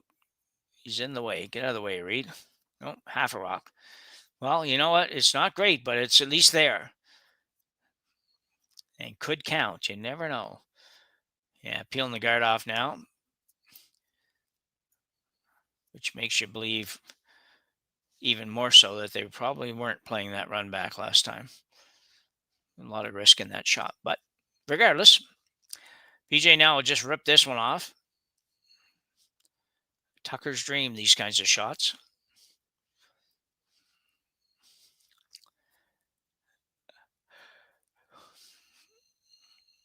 Well, that might probably help Beuk more than helps anybody. at least brings the possibility of coming around the guard here. Get one miss from Reid. Maybe make a double. Maybe sit 3. We'll see. Lots of maybes. You need a lot of help at these points. They're hard not to not feel like you're kind of wasting your time a little bit. But the good teams don't feel that way. They just figure like we just got to make everything as good as we can make it and go from there. Kind of be like the Blue Jays these days. Keep going. Got to get it back. Got to get it buried mostly. And he will. So, interesting call coming up for Carruthers here. Do you draw or do you run that front one back?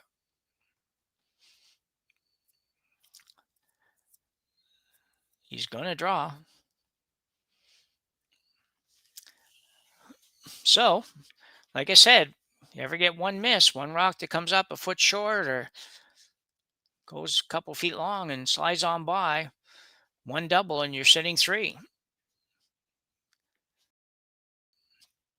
It doesn't take much. Now, mind you, he's still got some stuff that has to go right here. Carruthers still has 2 rocks. He has 2 rocks, so Reid would be able to make a double as well somewhere and end this thing probably. And all of that's predicated on him not even making this shot, which so far, last end he put 2 rocks right on the button basically. So chances are he's going to be pretty close on this.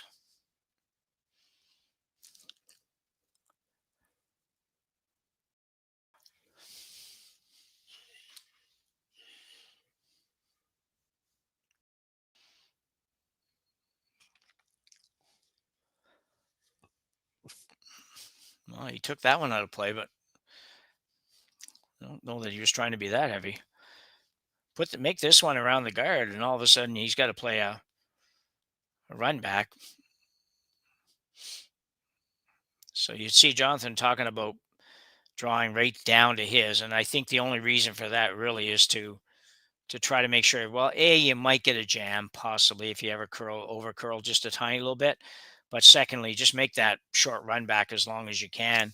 Maybe tempt Reid to draw again, which would probably be, there's always a better chance, I think, if he's drawing that he leaves you something. But anyway, we'll see here in a minute. First of all, you got to make this one. Can't get ahead of yourself here at all.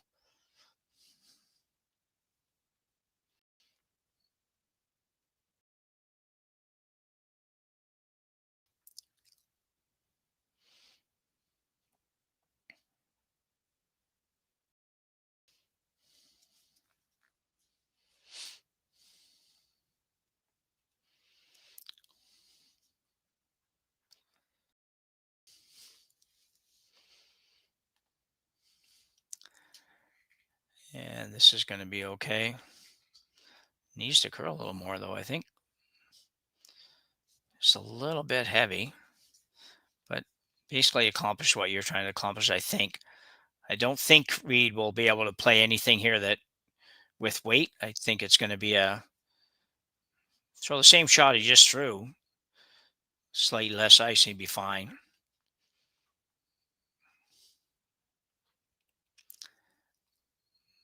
What I do know is when you have 3 coming home, even without the hammer, you're not really expecting to have to play a draw or not hoping to play a draw around a guard with the other team sitting 2 in pretty nice shape at this point. Usually hoping you're just going to have to whack something. Here we go.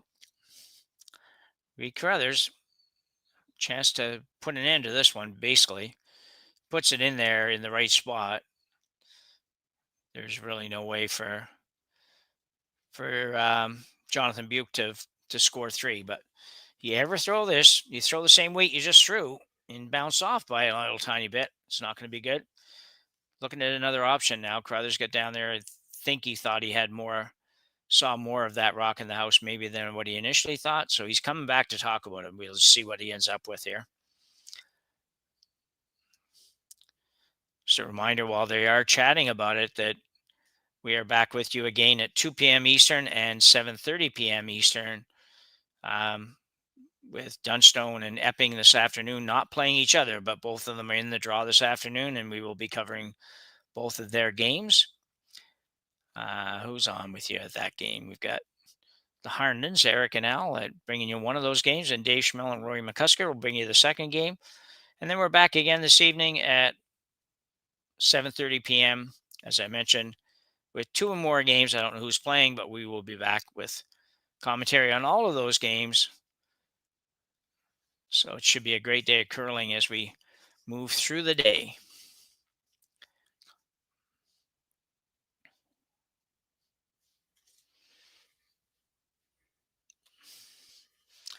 Carruthers is playing interesting here. He's playing just I think probably like maybe a hack weight shot at this. Looked a little in out. That might not be a great thing. Try to make it move a little bit here now. Caitlin Schneider is, he's going to be okay, I think. He gets to the nose, it's all over. And he doesn't, but he's all over anyway because he had enough weight to move it out. So